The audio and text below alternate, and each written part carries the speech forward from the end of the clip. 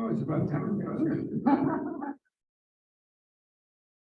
I am going to call to order.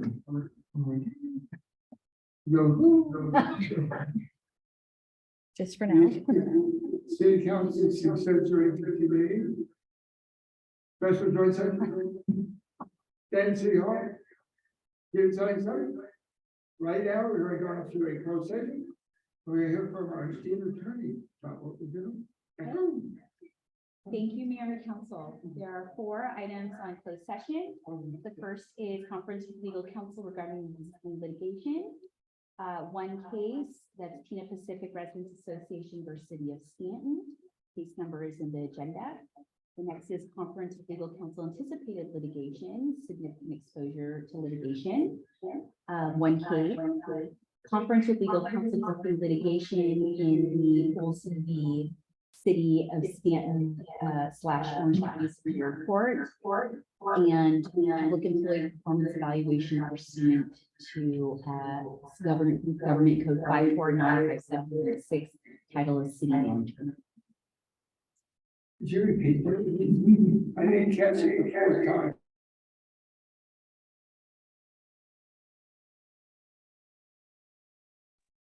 Recess. The council recessed in closed session at 5:32 p.m.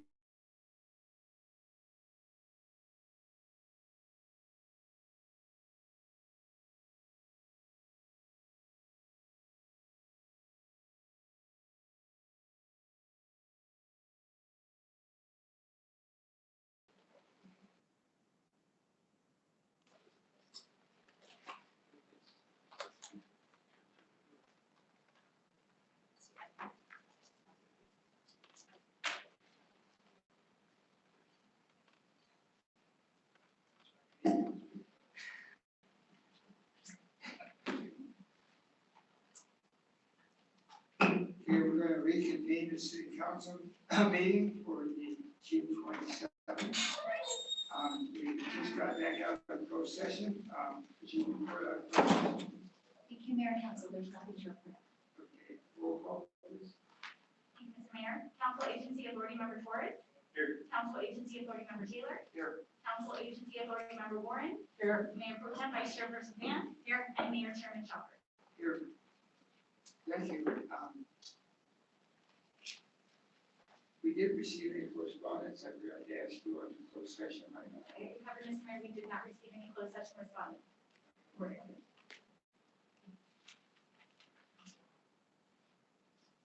Please all join us in the pledge.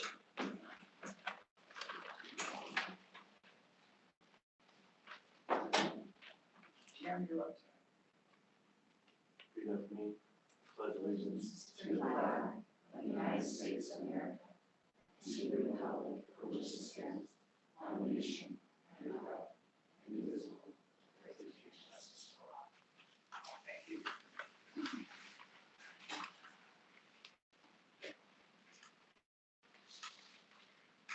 Item 8, special presentations and awards.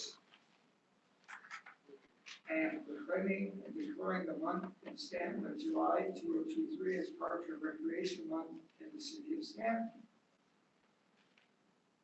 And That last paragraph will cover it all. it does, I wanted to make sure because it's 4.5 hours long. Thank you for that. Anyway, we have an awesome park system, and we have an awesome community development director, and we have an awesome recreation director, our community services director. And our staff is second to none in those areas. Just go visit one of our facilities. And so I'm very proud to be able to read this proclamation to declare that throughout the entire city, because of the benefits of our parks and our recreation program, including things like our water park and Dotson Park and the things that we have available for picnics and parties, and the wonderful events we have there. It's my pleasure to proclaim the Park and Recreation Month in Stanton for this July. Therefore, let it be resolved that I, David John Chopper, Mayor of Stanton, declare the month of July Parks and Recreation Month. on behalf of my fellow city council members.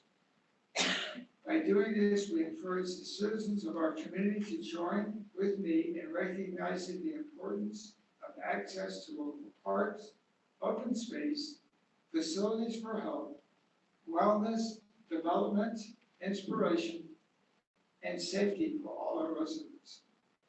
Therefore, on this day of the 27th day of June of 2023, okay, I would like to have, on behalf of our community, have, as any of you want to come up and accept this for you and your staff, I would appreciate it.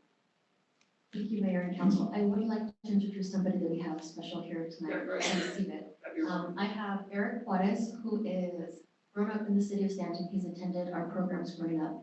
He's been a dedicated volunteer for us in our after-school programs. And he is now headed to UC Santa Barbara. So I would like to have him come up and receive the proclamation. Okay, I'd like to have him come up and introduce himself and tell us a little bit about himself.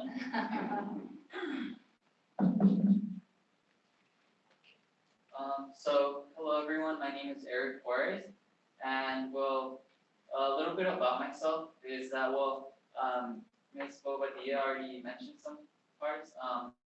I grew up here, and I volunteered here for 4 years or more.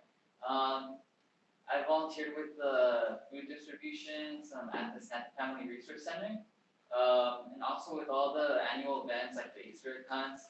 And I'm really thankful for having the opportunity because it really has given me the opportunity to shape like the person I am today. So I'm really thankful for that. Great, thank you. And do you have anybody else from your company? Yes, my mom's right here. And Come on up too.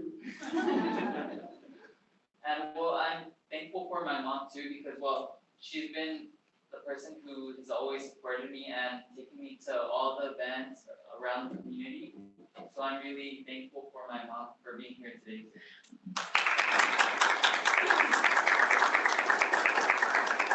Okay, let's go down and have a Kodak moment. For those of you who don't know, that's when they used to do still frame pictures.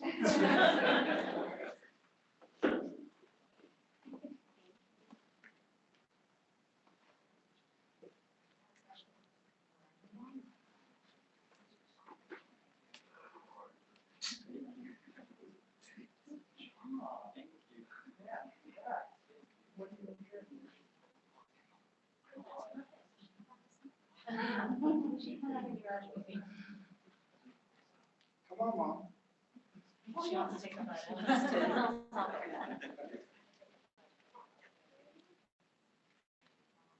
You got three. You want your right this. Can we put this right? Okay.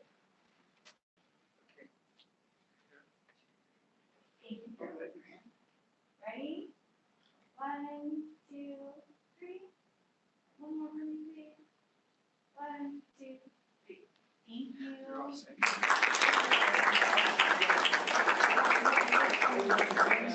Thanks. Thank you.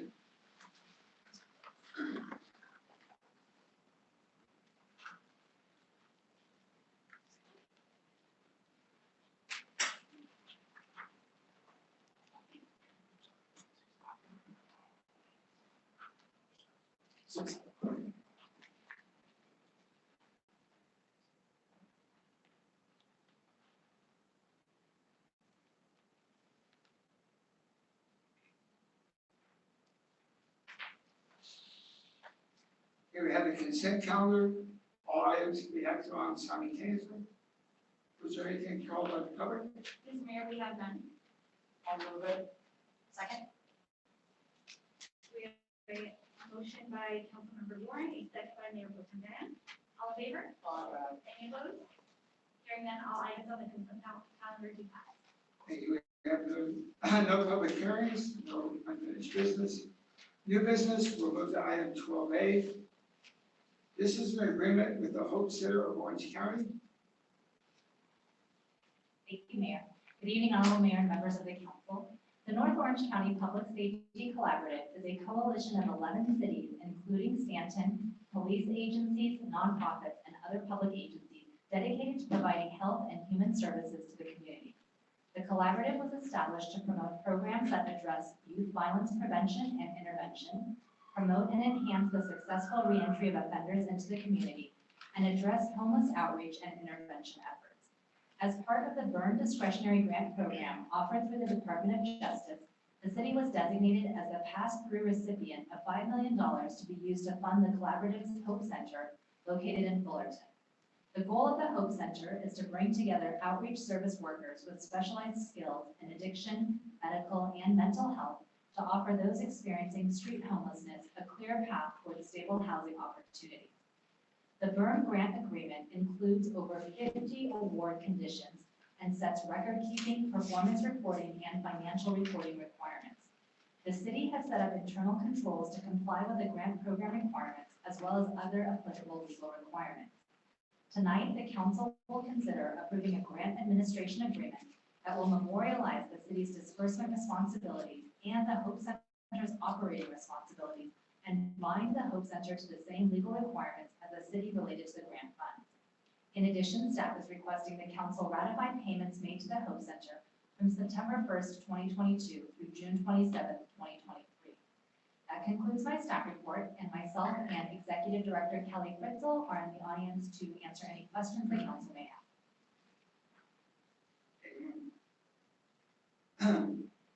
I was very curious, did we get an increase from our last time we were awarded? Did we get more money than we did last year? So this is for the Hope Center. So this was the first $5 million awarded, and then a second $5 million was awarded. And because by the time the second $5 million was awarded, we realized that the city should not really serve in this capacity. It went straight through to the Hope Center. So yes, we did get more money, but the second $5 million will be administered directly by the Hope Center. And this was used for our program, especially for the city. No, this $5 million is solely used for the Hope Center. So we still had funds from the original. The North Orange County Public Safety Collaborative funding funds some city programs as well as community-based organizations throughout the 12 partner cities. Okay, and how many vote cities were involved? 12. And everybody's giving it to Hope. So the North Orange County Public Safety Collaborative currently has a second round RFP. That is for any community-based organization who's interested in applying for grant funding. They can apply right now, actually, on the website, and that will go through a review process with their board. This $5 million was dedicated to Hope Center from the very beginning. What is the commitment from Hope Center to help the people in our community that need help? Director Fritzel, if you could come up and address that question. Good evening, Mayor and City Council members. We're actually hoping to onboard and start services staffing by the end of this month. So we're setting up meetings as we speak. So what we do is the Sheriff's Department can transfer calls up to the Hope Center. We have our staff out in the streets and we respond to either sheriff transfers calls or the community members. So we will be the third city of the 12 to come on. And is there a limit to the number of people that you help from one city, or how's that work? First come, first serve? We work with the city's case managers. So we started about a 4-week program with Fullerton at Brenner Park on. Last month, we handled 298 calls, every one of them within 1 hour, some of them faster. And we provide services from shelter beds to, relocation services, instruct them and bring them in the continuum care system, HMIS, and we start working with them on a housing plan. Do you have mental health specialists and staff there? Well, right now we work with the County of Orange, so we're getting additional clinicians, and so they'll be riding with us too. Okay, but right now, there's no mental health people there, right? Yes, there is How many do you have? we have 2 that are dedicated to our area 7 days a week. At the site? Yes. So if we were to bring somebody off the street that gives us permission to get help for mental issues, we would be able to bring them to the Hope Center, is that correct? That is not correct. We would Okay. come out to to the person. I beg your pardon? We come out to the person wherever they're at. So we would, our tagline is, So you treat them at the site? we evaluate them at the site, and then there's a plan of action. Sometimes, Okay, excuse me, I'm sorry to interrupt you. So I have a person that we've had on the street for a year and a half with mental issues. And so we refer them to you, right? And you come out to the site on our street with our team. We have a really good outreach team. What happens?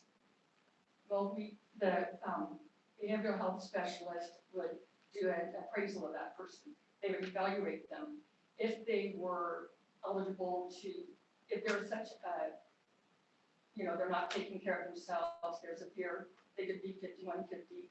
But what we try to do is encourage them to come to one of our access points, put them into even a 72-hour program where they're evaluated, take them over to Be Well, whatever it takes. We just work with each person until they accept services. Okay, so basically, we were at 95%, or almost 100% not wanting services. So basically, you go out and evaluate them, you find that they have symptoms of some sort of problem, no problem, right?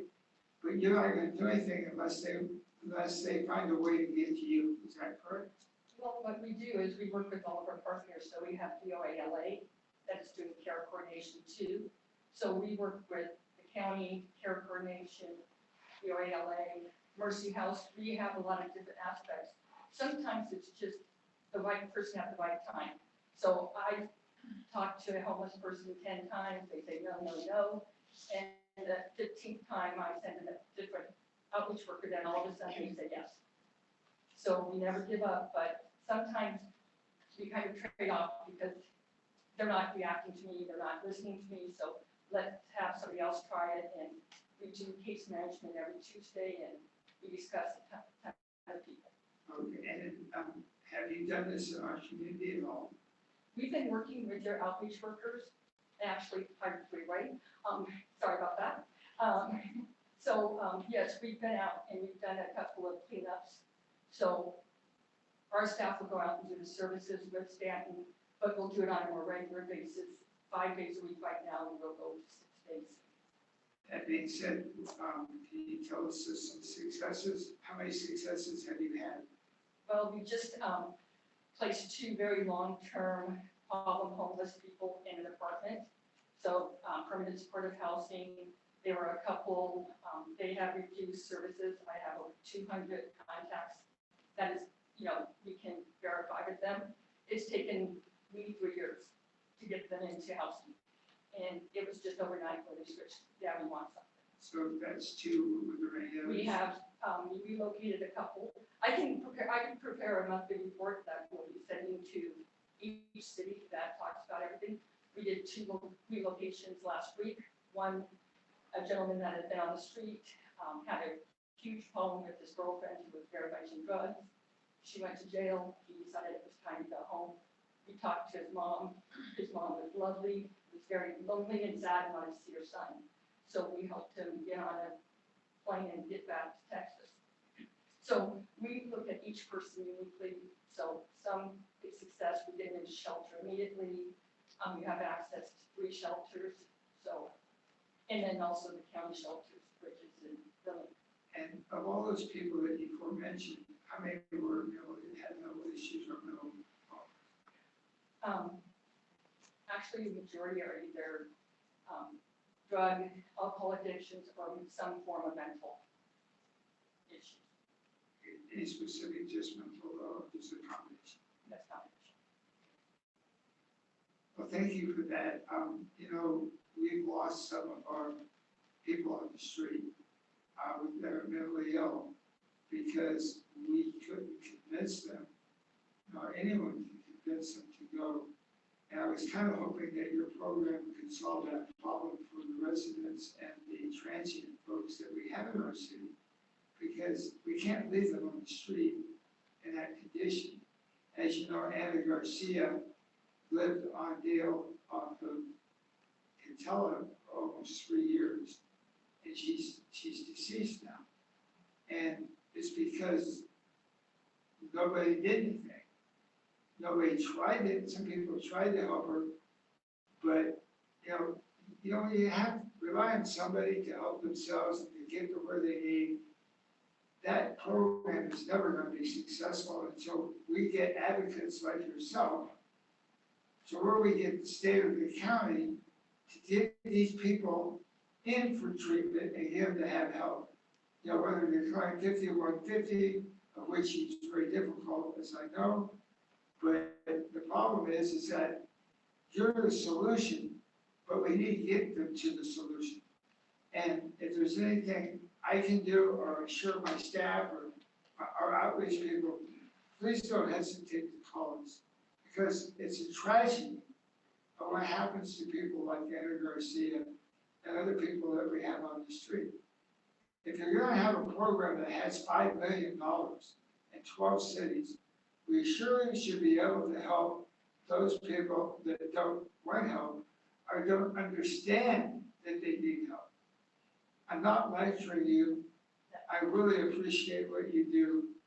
I'm just a little unhappy, not about you or your program, with the situation that they put us as people that live in our community, us that we govern. And the reason I'm doing this is because I know every one of those people on the street by their first name.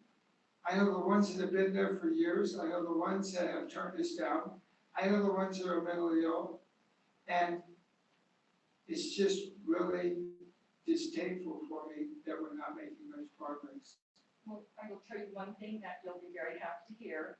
Orange County is one of the pilot counties that will be doing care court, to where people can be referred in to against their will.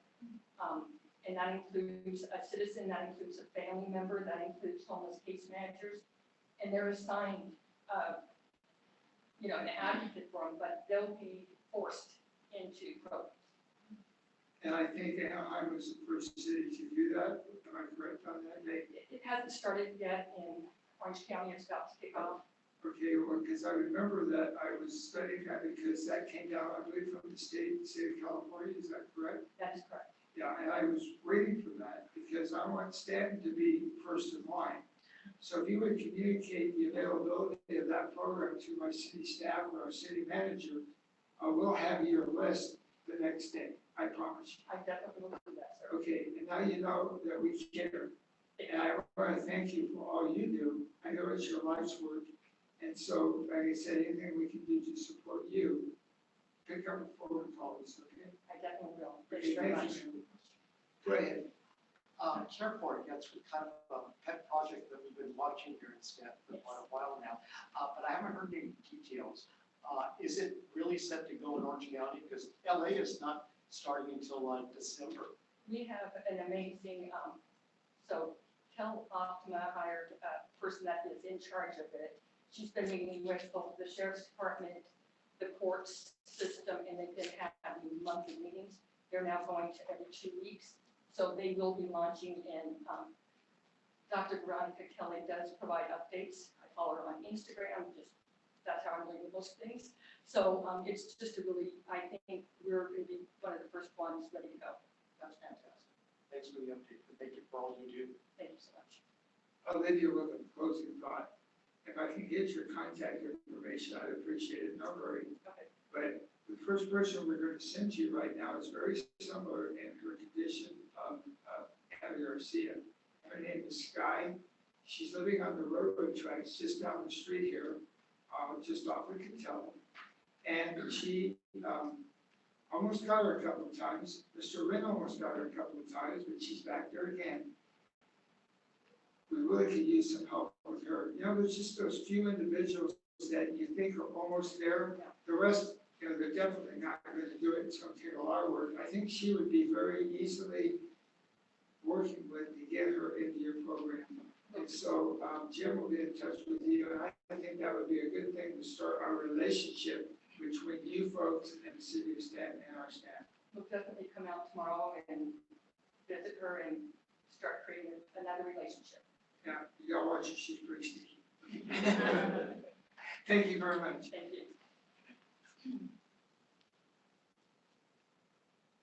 Okay, a recommended action of the council tonight is to approve this grant agreement to ratify payments to the Center of Hope. And of course, the money is coming from the grant. Yes, we have that. Well, we draw it down as we get reimbursement requests. That's right. Okay, perfect. Is there a motion? I'll move it. Second. Okay, now this is Monday, tomorrow, call roll call on Monday, or is it okay? We're okay, all in favor? Aye. Any opposed? Hearing none, item 12A, item 103 passed. Okay, we're now moving on to item 12B. This is standard sidewalk vending ordinance. Are we going to our esteemed attorney? Okay. Thank you, Mayor and Council. Item 12B relates to Stanton sidewalk vending ordinance. A few months ago, there was direction given by the City Council to research the feasibility of a moratorium on sidewalk vending in the city. Our office also took a look at our own ordinances, city's own ordinance, and kind of looked at other surrounding cities' ordinances and other kind of further flung ones to just evaluate whether the city's sidewalk vending ordinance has its best practices and the state of the art, whether we can improve on it at all. I'll rewind a little bit. The background is that back in 2019, the state enacted SB 946 that gave sidewalk vending more protections. Essentially, the state's policy was we want to allow for more of the sidewalk vending, subject to local government's reasonable restrictions. And so notably, I want to just note that sidewalk vending is kind of what you would imagine is, a cart, right? And either people are roaming and walking with the cart, or stationary, so they have one just set up and are there for hours. This does not apply to food trucks or items like ice cream, pretzels. That is a different separation. These are carts, vending carts.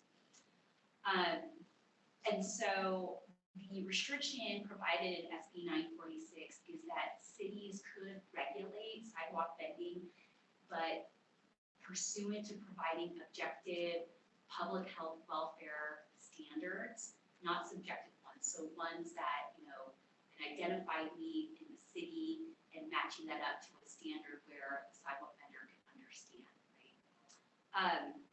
And so it also, the law SB 946 and subsequent laws that followed regarding sidewalk vending from the state essentially decriminalizes the sidewalk vending, and so it really mainly allows for administrative citations of that nature.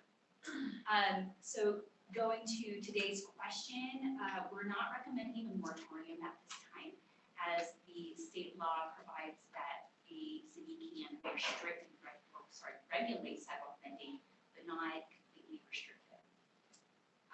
But on the note of regulations, we took a look at Stanton's sidewalk vending ordinance. It is pretty stringent.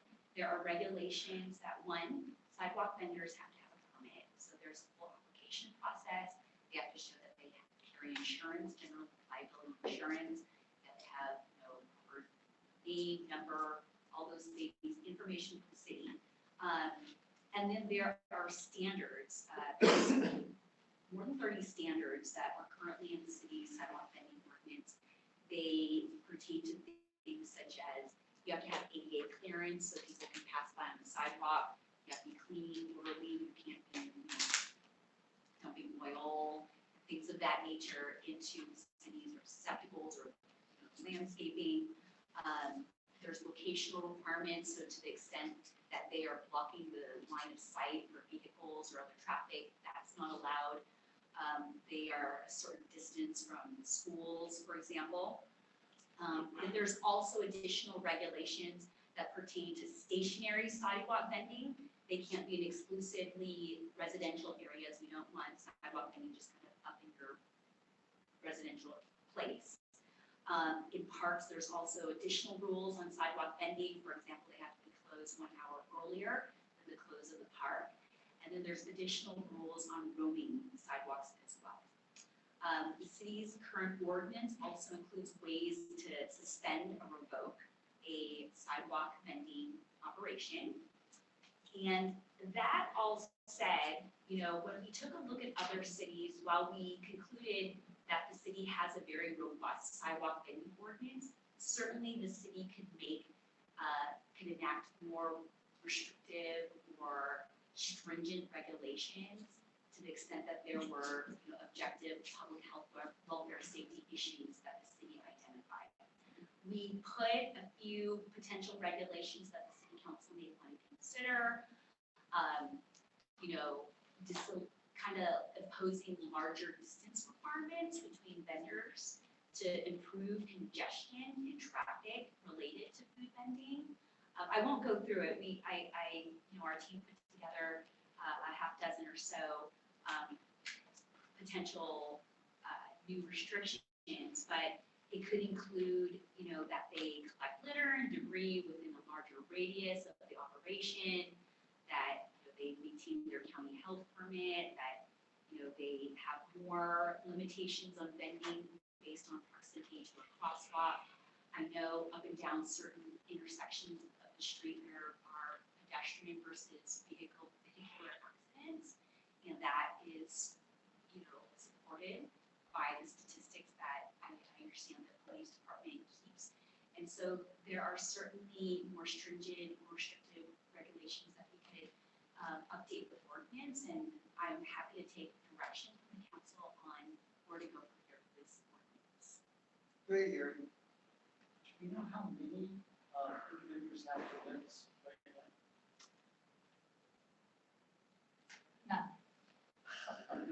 Ask them how many have health permits. None. Well, yeah, that's why we normally go and have.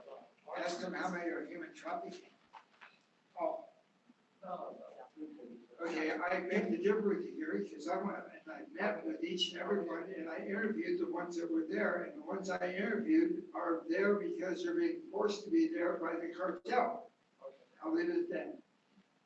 Now, there might be a little, there's some families out there, and I met them too, but the vast majority of them are my main concern, which is abuse of the human person. Director Wren, did you want to add anything to the permit discussion? Just confirming that we don't have any active vending permits issued. Great, girl. Restaurant owners have contacted me because they're paying rent, they've got permits, they're trying to run a business, and right in front of them on their corner are these outdoor vendors. They don't have permits, but they're still there, and they're hurting their businesses.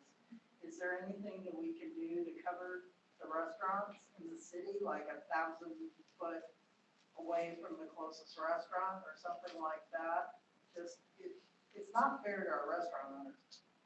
So the Mayor Council, the state has actually taken that into account. So they, actually provide in the statute that economic competition doesn't constitute an objective health, safety, or welfare concern. So they do, the SB 946 and following statutes do allow sidewalk vending to occur on the same street, right? And so one of the objective regulations that's currently in the city's municipal code is that, to the extent there's businesses operating on the same street, sidewalk vendors couldn't open earlier or later than those businesses. So like kind of not in, they don't have more operating hours, for example. So those are, and we probably want operations all to be operating at the same time and confusion and so on and such there. But that is addressed in the statute. So for right now, none of them have permits, so we could basically walk through the city and remove every single sidewalk vendor in the city, because none of them are complying with the law. Certainly, the city could enforce, administratively that they don't have permits. And I believe there have been some operations with the county, so enforcement actions have been occurring. This restaurant owner is really upset, and they have every right to be. So hopefully we can get the rest on them. here, and I want to apologize for being so tardy. My problem is that I spent a great deal of time photographing all the license plates on the truck, and I took the time to trace them back to the fact that I believe there's only a couple of owners, and I'm not really sure about the backgrounds of those owners. And then considering the employees, to me, after talking to them and their families, and that's because my daughter-in-law is Hispanic and she did the translation for me, so I got it right. I really felt a bit abused, so I'm not mad at anybody except the fact that I think they're taking advantage of people, and I just think that that's horrible. To me, it's the same thing away in which people use prostitution as a trafficking problem. At this point, since we have nobody with permits making the city work footballs, is that just a moot point? We have nobody legal right now on our sidewalks. I don't understand. Go ahead. Yeah, I think our ordinances are really solid surrounding street vending. And I feel like because this issue of street vending is really like how do we approach and cite them. So I feel like this conversation should be more of the process of how we can shut down these food vendors that don't have permits compared to just having going laws on the books when we have a solid amount of laws present. And that point, which is well taken, I will tell you that everyone that I visited with, I told them, gave them my card, gave them my cell phone, told them that how to get a permit, where to get a permit, and that we would help them get a permit, including health permits. You know how many showed up? Zero, because they're all being run by some people that we may not want to come in and take out a permit. But I see your point. I think if it's a legitimate family-owned business or family that conforms to the regulations that we've established, I have no problem with that at all. In fact, the thing is if we kind of make it so where they're not, I mean, if I was selling tacos, and they were homemade, I would set up across the street from Del Taco like they did down there. Because guess what people are gonna come by for a lesser price, a homemade taco. Now, what does that do for the business there? I think Carol's point was well taken. Go ahead. Yeah, if we're worried about the business owners in our area, we should focus on how we, approach these food businesses rather than just making a law and that's it. Because there has to be a change here. We could all agree. And I feel like how we get that change is in the way that we approach these businesses and how we shut them down rather than adding some laws that that will cover what we're going. Do you know when they're on the streets mostly? Is it weekends? Do you know that?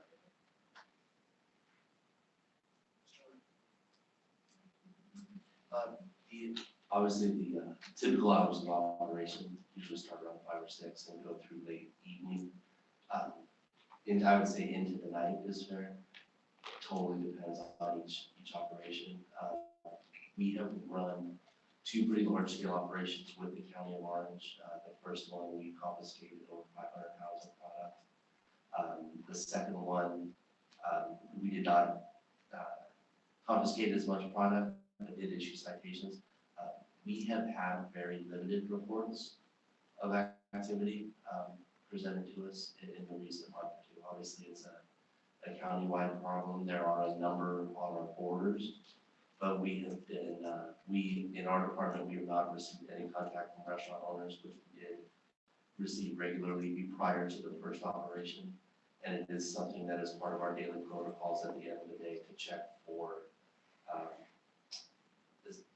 individuals establishing street vending areas. So if there is specific information that someone, and a council member is being contacted by a particular restaurant, we pass that on and we'll gladly address it. So we've also worked with the sheriff's department in the overnight hours when we've had contacts from members of the business community. And I personally have not been engaged with a street vending operation in quite some time. And to your point, Tom, the ones that I visited, I tried to explain everything to them. But the problem was too is that's the health issue, which is really bad. The standards of those places are not up to the standards of OC Health. As an example of the meat that's put on the big skewer that has a flame. When they're done, they just put the bucket on the ground and they throw the meat in a Home Depot bucket. And they throw it in the back of their truck with all their other stuff, just like it's a piece of furniture. Now, probably nothing's gonna happen to anybody, but the thing is that if it does, and we have an outbreak of some problem, then ultimately, they're not gonna come and blame the guy that's doing it. We're the ones that need to make sure Orange County Health has the permitting process, so that and they're more than willing to give them. So I think we need open communication. And the problem is what Mr. Rin said. The people who are doing this are illegal. And they're not gonna come into the city and they're gonna keep pushing the envelope. One of the suggestions I make is that, do you know how hard it is to get any kind of a permit on from Caltrans? Caesar, how hard is it to get some kind of a permit for a business to do something on Beach Boulevard? Takes months. Months, or maybe a year, and sometimes impossible. That's correct. I don't think Caltrans, from a pure safety issue, would want these things right on the curbs on Beach Boulevard. That might be an avenue to where we can get some help, and then we can make it more of a mom and pop operation by allowing them in our residential areas or some of our arterial streets, rather than on Beach Boulevard. Go ahead. So if we pass this amendment ordinance, right, the way that we address this issue will remain the same, because Jim can't be everywhere, it's not food vendors. So I feel like the conversation should be asking Jim what he needs from the city in order to shut down more of these illegal food vending trucks. Do you do more code enforcement? Actually, I think we're in a good spot, particularly with our partnership with the county, something that is particularly advantageous to us. When we are with the county is that they essentially take all the liability for confiscating the products and compensating any equipment as appropriate. We have indicated that we will store the equipment, but we are not on the hook for confiscating it. So it's pretty low risk for us, and that has been quite successful. I think, as Councilmember Flores has indicated, it is an enforcement issue, and I think particularly compared to those around us, we've been quite successful. If you leave an Angel Gate in the city of Anaheim, you'll see between 20 and 30 taco vendors. Obviously, we don't have the draw, we're a bit smaller than that, but we have been on top of any issues. We're particularly aware of the fact that what we call our brick and mortar restaurants, we're definitely trying to do everything we can to make those restaurants viable and successful. So we definitely move them along. We don't want them in residential areas either. And like I said, when there's zero permits, there's not a lot of gray area. So it's a situation where we enforce as we receive reports or we're able to identify. One kind of final comment, we were able to work with our city attorney. If we can provide evidence and clearly indicate that the materials brought to establish the sidewalk vending operation came from a particular vehicle, we are able to issue administrative citations based on registration of that vehicle. That is a tool that is available to us, and then just the discussion of that with some of the individuals helps them along the way quite quickly. Unfortunately, there are situations where certain folks are dropped off, and fortunately, we have a number of Spanish speakers in my operation, and we will stand by with the individual until they are picked back up. So. How many operations have we run with the county? We've run 2 major operations and then established a relationship with the individual who is our contact. And whenever she is in town, she lets us know. So we've I would say we've run 2 major operations and then been able to coordinate with her on multiple occasions otherwise. I echo Councilmember Torres's concerns. I completely agree with you that our ordinance as it stands is pretty stringent and it's an enforcement issue. And in addition to that, I still want to make an adjustment to the ordinance. I'm sorry, because I do think that there is room for improvement. And I'm referring to section 5.74.045, generally acceptable sidewalk vending standards. In section X, it says no vending shall occur within 500 feet of any public or private academic school for elementary, junior high, or high school students. And I've spoken to the city attorney about this before, but I wanted to broaden that to also include preschool, childcare, youth facilities. And the reason is because this is a health and safety issue. When you have something like an ice cream vendor, minors are more likely to go off-site and leave their facility of care. And I think with a lot of schools now, it's fenced pretty well. But with daycare centers or youth facilities, they might not have the same level of fencing as a public school would. So I want to broaden that and include childcare facilities, boys and girls clubs, preschools, and youth facilities as well, so that we also provide safety for those kids. If that's okay with you guys. Sure. I can see Alice's point, but the one thing I did want to mention is Ren has done an incredible job. I mean, there used to be a huge one next to Home Depot that had the lights strung. I mean, it looked like an outdoor restaurant. And there's been a couple of those through the city that aren't here anymore. So the condition is much, much better. So more power to you, Ren, great job.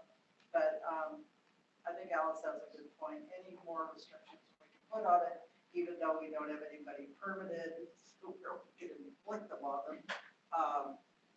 I think it might just be good to have an argument. I would like to add that the proximity to the educational institutions of Enniscorp is something that we have utilized that has proven value, not just necessarily a great point with the ice cream trucks around the corner and kids wandering off and jumping in the street. I've seen that a handful of times, but there's kind of the individual carts walking up. I've worked with the principal at Piles Elementary on a number of occasions and been able to remove, I mean, they're obviously not permitted, but it's just kind of one more tool in the toolbox. So that's something, it sounds like it's a little deep in the drawer there, but we actually use the proximity to the educational institutions regularly. And plus they're selling garbage, like it's not healthy food. I don't want to be over restricting, but I think that in any law, that if you craft it to where you give the enforcement people a number of tools to pick from, the better off you're going to be. I'm not saying that you need to use all of them, but there's certain ones that will be a benefit to get to what you need to have done.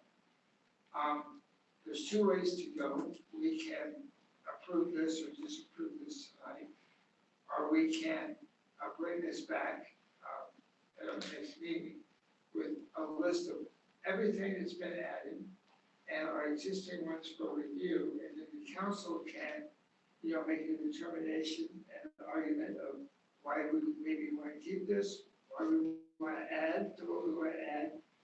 And then that would be put on all five of us with our input. And then also, it gives a chance for the public to give their input and our local business owners. I think because it does affect the local business owners, I'm sure they'll be here that night. I think it's important to hear from the schools, and it's also important to hear from the public. I also am very interested if this would be a allowable practice if you wanted to do something on Beach Boulevard. I don't think this would be sanctioned by Caltrain, to be honest with you. That would be a good inquiry. And then on top of it, I appreciate the great job we've done because they all moved to Westminster, except one. And that one is on federal property at the post office on Friday, Saturday, and Sunday nights. And it's the only one left in town. And they basically told me that there's nothing we can do about it. They're going to stay there and sell their stuff. And that came from whoever he was talking to on the cellular phone that was international. I'll leave it at that. Okay, are you guys okay with bringing it back and having a list of it? That way everybody can have their input. We should go right down the list. I mean, I don't want to make a decision tonight because everybody's kind of had some different thoughts on it. I think it might be better to bring it back and then we would be able to, come up with a set program. I mean, I think the agenda as it stands had a list of 5 possible ways to, restrict it further. And then I just wanted to make an amendment to the existing ordinance regarding the 500 separation from schools. So if we could include maybe a more broadened group of protected places, not just schools, but also childcare, youth facilities, preschools, and places like that. I think we should still bring it back with those adjustments. Did you want to do that tonight? You know, she'll bring it back regardless. Because you gotta read it. Well, I think if anybody else has any input, Any other, I would like to see having a permit from the Orange County Health Department. To me, that relieves the responsibility from the city, because even if you have a fiesta, the church, you have a hotel. yeah. And so I think that if it was good for one people, it's good for everybody. Yeah. So I would like to make sure that that is one of the city permit, health permit, is very important. Now, one of the other things too, I'll be quite honest with you, is that they have open fires. And they have open barbecues with wood on the sidewalk. And Steve, Chief, can you come up for a second? I called us out that one night because I thought they were going to burn down the street. Is there any regulation about open fires or these types of propane bottles on city streets out by Beach Boulevard? I remember that we had that accident that RV blew up. So I would have to actually refer to our community risk reduction department to actually look into the codes and regulations, open fire permits on city sidewalks. So I'm not personally familiar with that, but I can get back to the city council to report on that. I did want to mention that our existing ordinance requires that food vendors to maintain a county health permit, and our existing ordinance does say that the vendor shall not use propane, natural gas, batteries, or other explosive or hazardous materials. So it's already in the permit, and no open flames on the sidewalk. So it's already in the ordinance. Okay, I didn't read the open flames. Okay, so it's already in there. Our ordinance is very, very well written. Okay, it says no open flames? Yes, that's under, yeah, no open Does flames. that include wood fires? If it's an open flame, you know, then it's an Taekwondo, open flame. is that Taekwondo okay? I would say an open flame would also refer to wood fires as well. Okay, so basically, they can't do any cooking on the sidewalk, right? Other than it sounds like maybe possible fix electric, so they'd have to have a generator with an electric stove or wok or something, I'm guessing. But just as a reminder, the county does have, as part of its permit program, they are only technically allowed to sell prepackaged food, whole, uncut produce, or food with limited food preparation. So even if they met all the requirements, they would still not be able to operate in the manner they are because they cannot cook in any way there. Let me ask you a question, Chief. If somebody had an open flame on a tent on Beach Boulevard, you're the fire department, do you regulate that?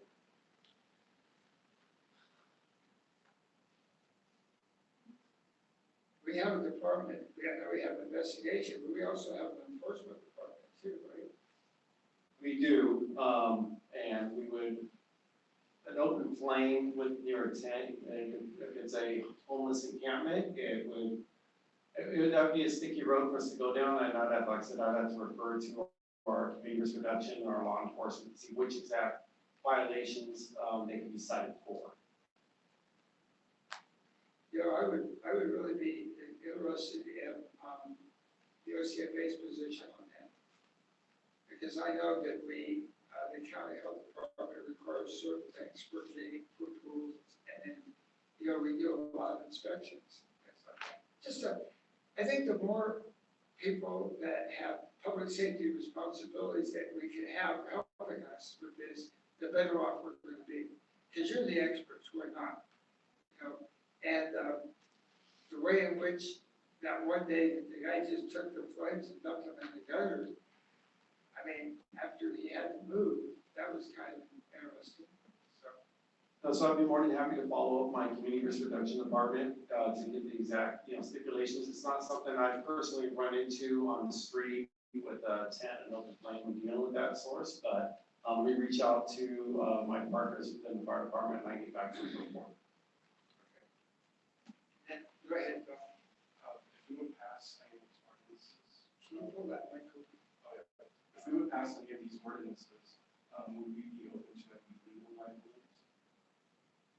Mayor and council, we are, the city is constricted by state law, so as long as we are operating under state laws that govern this, the city should.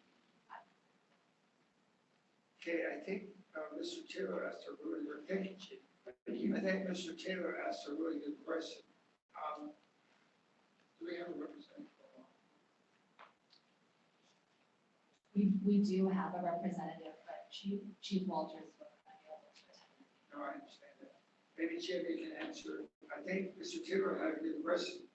If we have a vendor on Beach Boulevard that is there without any city license, not following the permits of the health department, not having a health permit, and open flame, which is dangerous, can the city just tell them to go and enforce them off with our sheriff's department? Yes, we've relied upon the sheriff's department on multiple occasions, whether it is a street vending situation or an encampment situation, specifically related to open flames. I don't know offhand what statute they cite, but they have taken action in my presence on a number of occasions, and then they have also acted to enforce the municipal code and have sidewalk vendors leave the area and wrap it up. Once, in the event that there are individuals that we feel are quote unquote repeat offenders, then that's where we would obtain the information and issue administrative citations. So the likelihood is that the citations would come from the city side, not from the sheriffs, but they have been relied upon to address the situation. Okay, so we have a vendor without a city license, a vendor without a health permit, a vendor with an open flame, and we're gonna give them a citation. Correct, they can be issued a administrative citation. If that tank blew up and killed 2 people, and we didn't remove them, were we responsible? They will be removed as well. No, I mean, if we did remove them, what would happen? Is there some liability on the city's behalf? Mayor and council, you know, I believe, you know, from what I hear, the city is using enforcement mechanisms in relation to the county. And, you know, Stan is limited in resources, right? And I think there was a question that came up about what other resources could be offered to code enforcement. So, generally the answer is that we know, given that, you know, the law recognizes public agencies with limited resources and many issues to deal with. You know, this ordinance is in place and the city is enforcing it to the best of its ability. Law enforcement has, you know, a role to play as well, so the city is protected. In that way. Yeah, because I know that when the sheriff's department came out, they left. It didn't take them very long. So I don't know if that's an avenue that's available to us or not, because the chief's not here. But I know it was very effective. Jim, did you want to comment on that? No, I just, one final point, one of the steps we're taking in my department related to our endeavors to improve the conditions on the street related to homelessness, et cetera, is that we have a part-time code enforcement / parking individuals that are starting, and part of their protocols, they're going to be in the late afternoon, early evening hours, and part of their protocols will be to patrol the city in the event that individuals are setting up and take appropriate action. So through the summer months, obviously longer days, we're concerned that it will pop back up. We're in a good position now. But as we have this one part-time position, maybe 2 a little down the road, that will be part of the protocols. That being said, if there are any other questions? Okay, then I'll bring it back to Alice. Did you want to make a motion? Yeah, I'd like to make a motion to direct the city attorney to bring back the ordinance with a modification under 5.74.05X regarding the 500 feet distance requirement from childcare youth facility. Okay, can I ask you a question? That being said, if we add that on and approve it tonight, would you be okay with it? Yeah. Can that be done? That way we get it up and running? Absolutely. Mayor and Council, I understand the motion to be amend that 0.05x to broaden that to the childcare facilities that Mayor Pro Tem needs. That could be a very quick fix. Thank you. Can we add on senior care, because we know a lot of like Alzheimer's? Like that. From senior care facilities as well, broaden that distance requirement, 500 feet from senior care facilities. Right. At my house.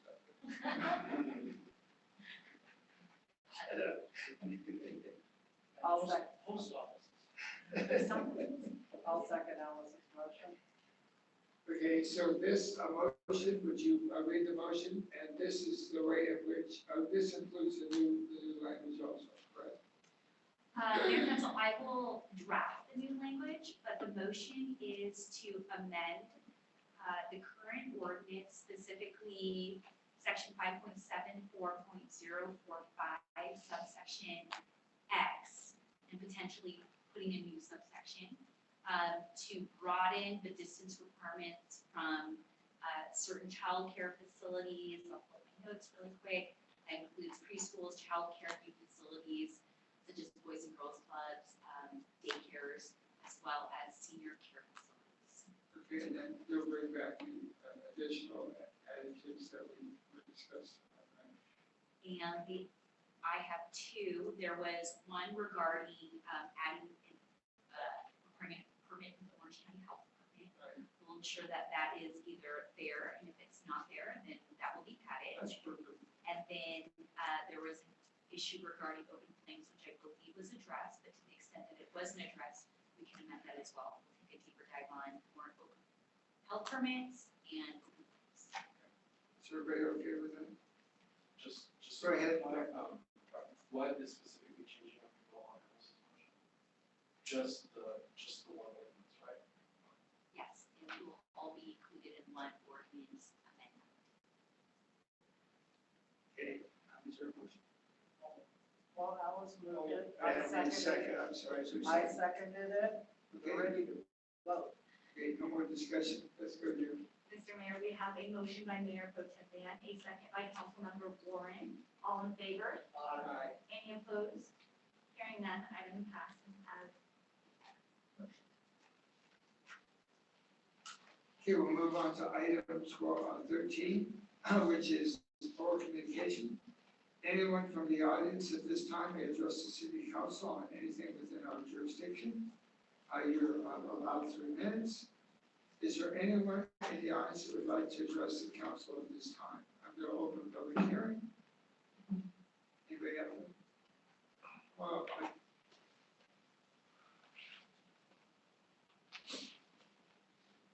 Good evening, Honorable Mayor and yes, you just gotta get it closer, kind of like within your bubble to speak. yes, everybody's here. Oh, it's our chief is efficient. It's even better. Good evening, Honorable Mayor and City Council. I hope everybody's here now tonight. I had a couple items that I wanted to address tonight. The first one I wanted to address was just a matter of a thank you.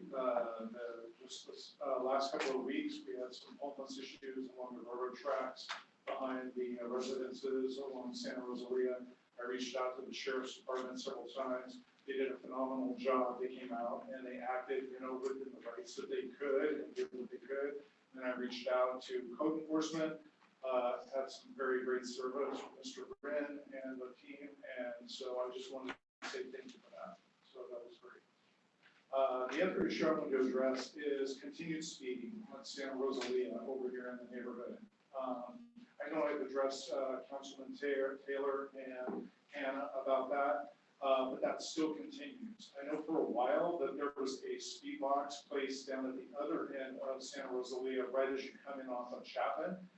That's not really where the speeding's occurring. It's occurring between Orangewood and Carter. The area where they have this, where the speed box was placed is very narrow. So I don't, my wife and I travel through that area.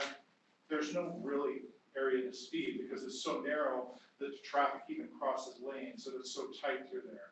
But when people come into the neighborhood, they drive in from Orangewood, they make a right onto Santa Rosalia, and they're heading towards Carter, they're flying.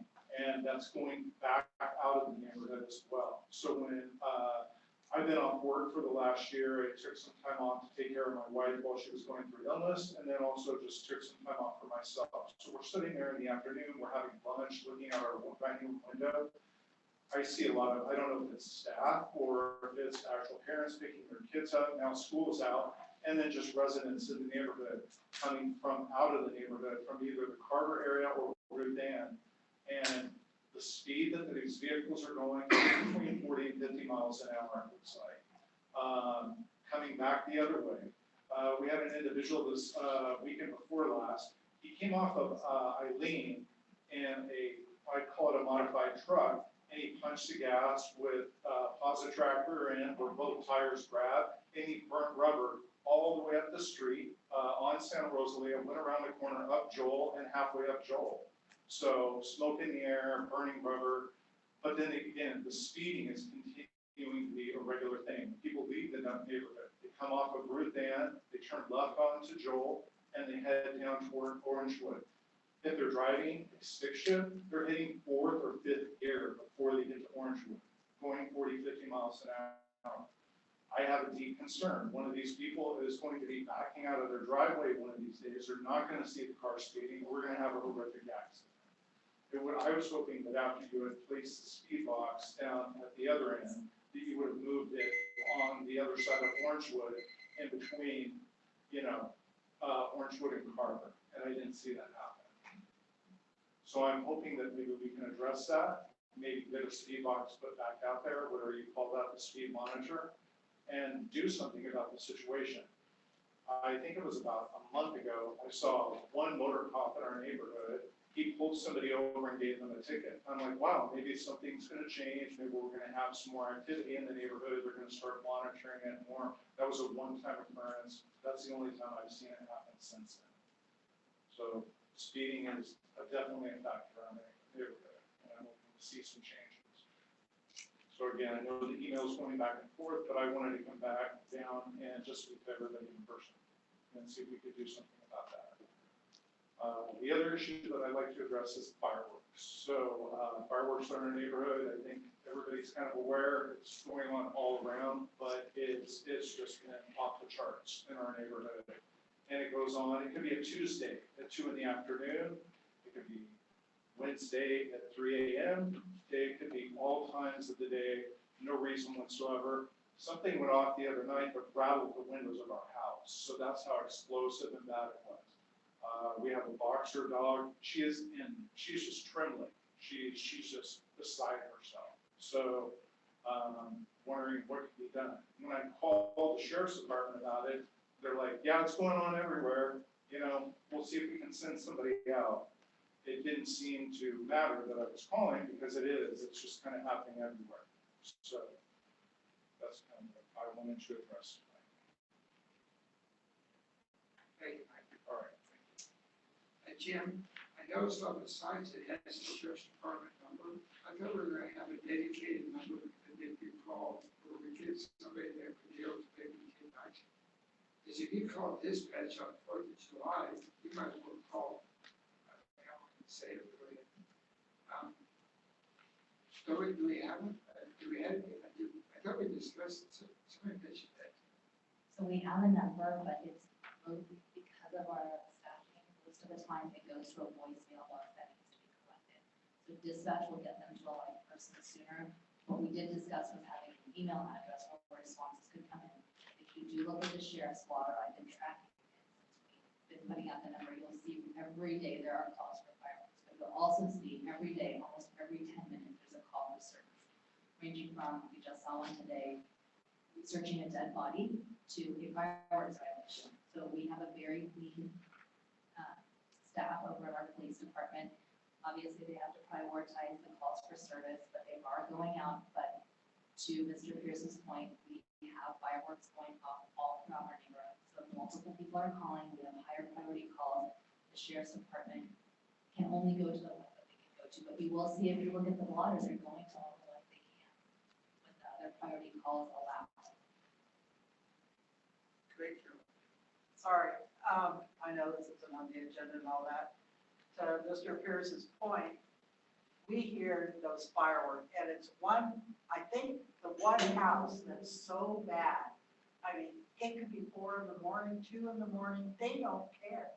And yeah, I mean, they just consistently, like every day, every other day. And I mean, to where our windows shake and we're on the other side of the beach from them, I mean, they're really bad. Not to drag it out, but the other day it was going on every 2 to 3 minutes. It was consistent, and it's all through our neighborhood. It's every single street. I noticed that some cities have those big billboards. Goes to the city yard. You know, it tells you, event, tomorrow. Oh, like a mobile billboard, I don't know if we do. We typically have put out the mobile. Yes, we have done that historically, we can bring that out. I would, in the event someone was asking my opinion, the effectiveness of that, I mean, those who are shooting off illegal mortars at 2 in the morning, they know they are illegal, and I don't think would necessarily be inclined to be impacted by that. I mean, it's a good message, but we realize we're dealing with what we're dealing with, and as Chief Walters has indicated, it is a particularly difficult issue to address from an enforcement standpoint. I know he has a plan set up for the 4th of July, but it's something that is very difficult to address. The city attorney is advising me we are treading into dangerous territory in regards to discussing this. We do have item 15F coming up on the agenda where you may wish to continue this conversation.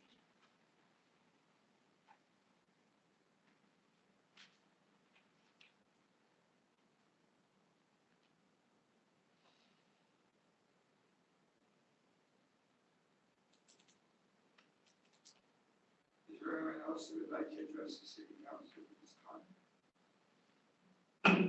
Close public hearing, no written communications. Our mayor, chairman, council initiated business. Committee reports or announcements.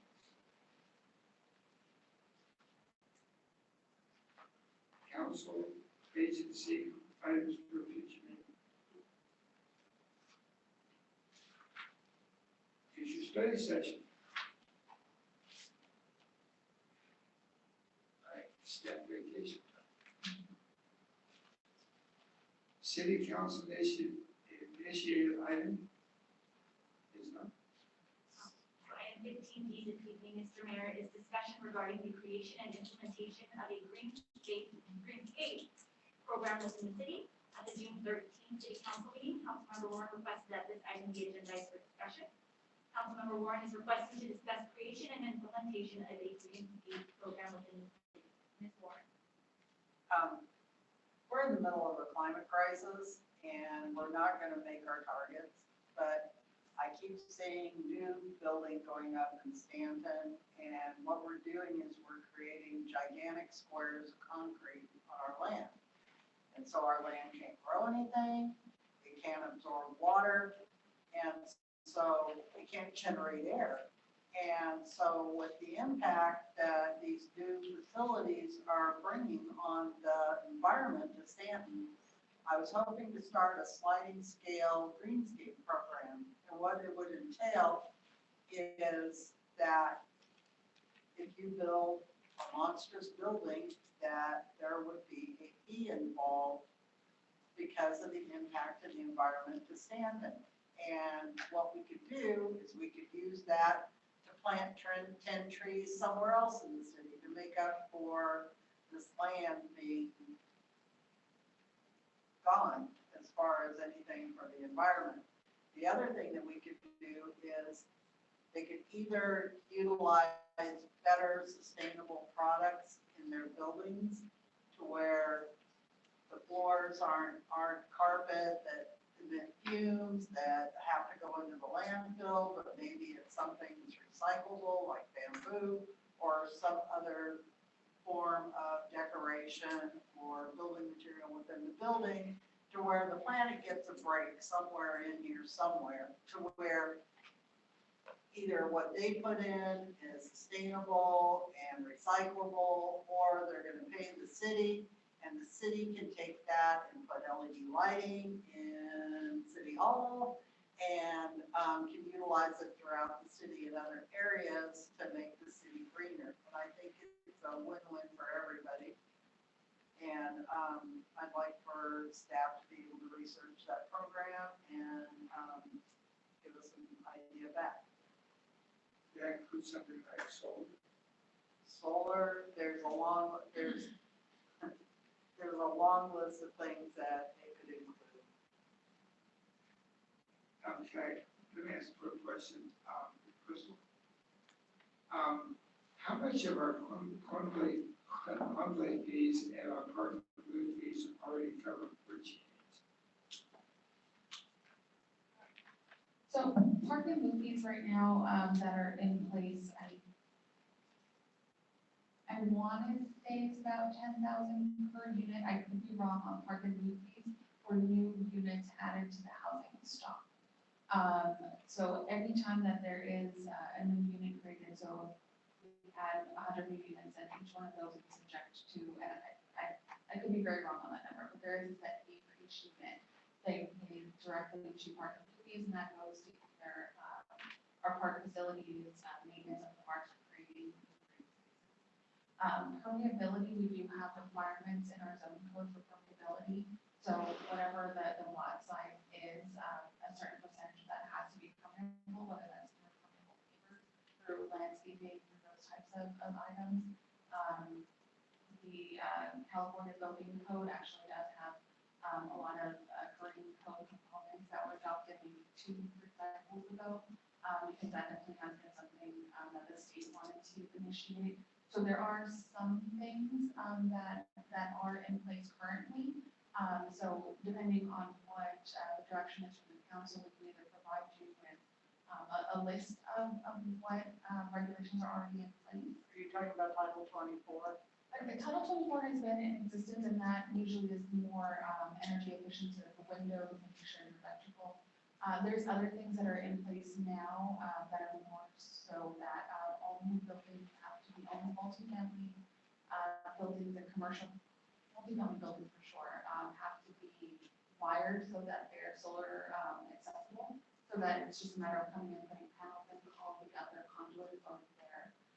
There's a few other things that are in place with regard to different sustainability items. As far as going recycled materials, I don't think that the building code goes that far at this point.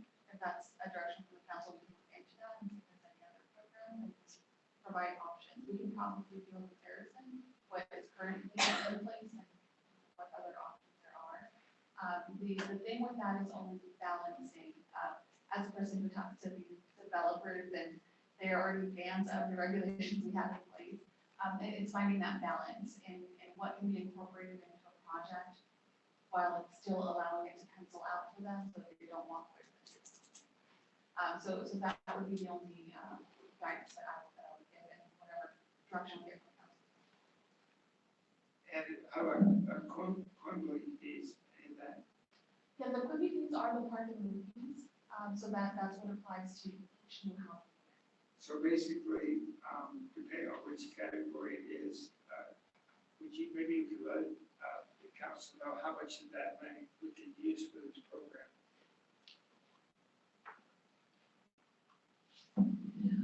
Well, I have to remind the council that on June 13th, we allocated all the park and loop fees for the additional funding for the projects in our 23-24 budget, which was about $3.1 million.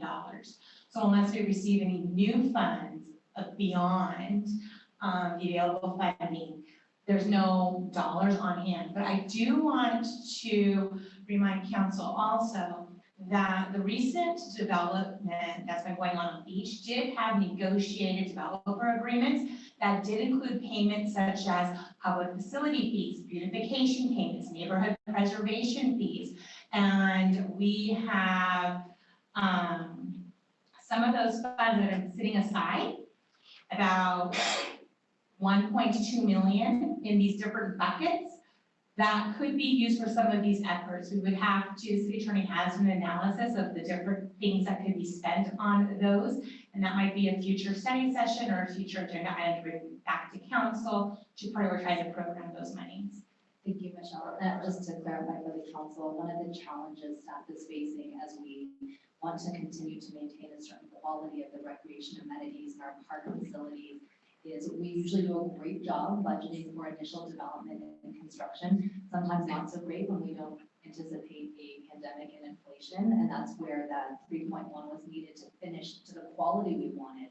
Warren Ross, Premier, and Stanton Park. So one of the things that we were looking to that fund to rely on in the future is we want to be able to regularly maintain those facilities as well. And right now we don't have any type of reserve or any other type of revenue stream that's coming in for park maintenance. So just another item for the council to be aware of. Along Carol's point of view then, since we already have a plan in the future, why don't we see how much of what we need to do for those facilities or maintenance can also meet the help with the plan for that we would like to see citywide. In other words, whatever we do to make the park better, if we can implement some of what you would like to see done in that, then it's kind of serving a dual purpose. I was hoping to get a small fund going that could be just targeted at environmental sustainable services. I mean, we need to have solar panels covering the top floor of the parking garage. We don't have that. We need LED lighting in City Hall. We don't have that. You know, I mean, it's sad that we don't. And if we could have funds that specifically targeted those types of efforts, I think would be good. And I support that. What I'm saying is if we have funds, other funds, that when we start doing things like you mentioned, let's make sure they meet the criteria of what we're discussing with your green plan. I mean, to me, if we're going to come in and put lighting in here, we could easily adapt to some of your requests by doing it the way you think it would be best to help the environment. My name is Mary. I completely agree with Carol. I think that the screenscape program is so important for the sustainability of our community. And I like that you're incentivizing folks to have more green buildings and having maybe that additional fee tip the balance where it's like, oh, maybe it makes sense to have more sustainable flooring, so I don't have to pay this, environmental impact fee or whatever. So I agree with you. I think this needs to be implemented. I don't know, if our current development impact fees, if they are comparable to our neighboring cities, so that we don't, like our community development director says, it's a balance. You don't want to make it that developers, it doesn't pencil out, they don't want to develop here. So I want to see how competitive we are, because maybe we're undercharging. Maybe this, maybe $9,000 per door is not enough, and maybe we could ask for a bit more to get it more aggressive, especially with all the amazing opportunities we have in our city. And it wouldn't hurt to ask for maybe another couple $1,000 per door or whatever, so that we could have a fund for these specific environmental projects. I think we need that, and maybe perhaps the staff can come back with a report about how our development impact fees compare with some of our neighboring cities to see if maybe we could ask for more and have it more targeted as well. And the fund, if they would use sustainable materials, there wouldn't be a fee because it would be incorporated into their expenses on their project. And since it's a sliding scale fund, it's also a good negotiating point for the city to close those deals as well. I think that we did recently put in our development fees, and we did increase them because they were at one point down low. So I think that's something that's doable. I think it would be, I have no problem. She's requesting that staff get some information on this. And then I think also we're not going to be able to make it retroactive, but I think if we find a way to make it work in the future, and the future funds, then we will be able to do that. I think funding can easily be obtained in the future. I think we need to put together a program of what we want and how we can get it. So we want to go ahead and what would you like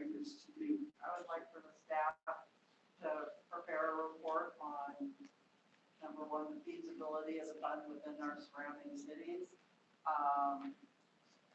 Going back to the California state laws, pull together different areas that we could ask for different sustainability items within each project. That would go down to not only building materials, but landscape, just to make Stanton a better place. And then on the flip side is if we started collecting these funds, what we could apply them to in the city.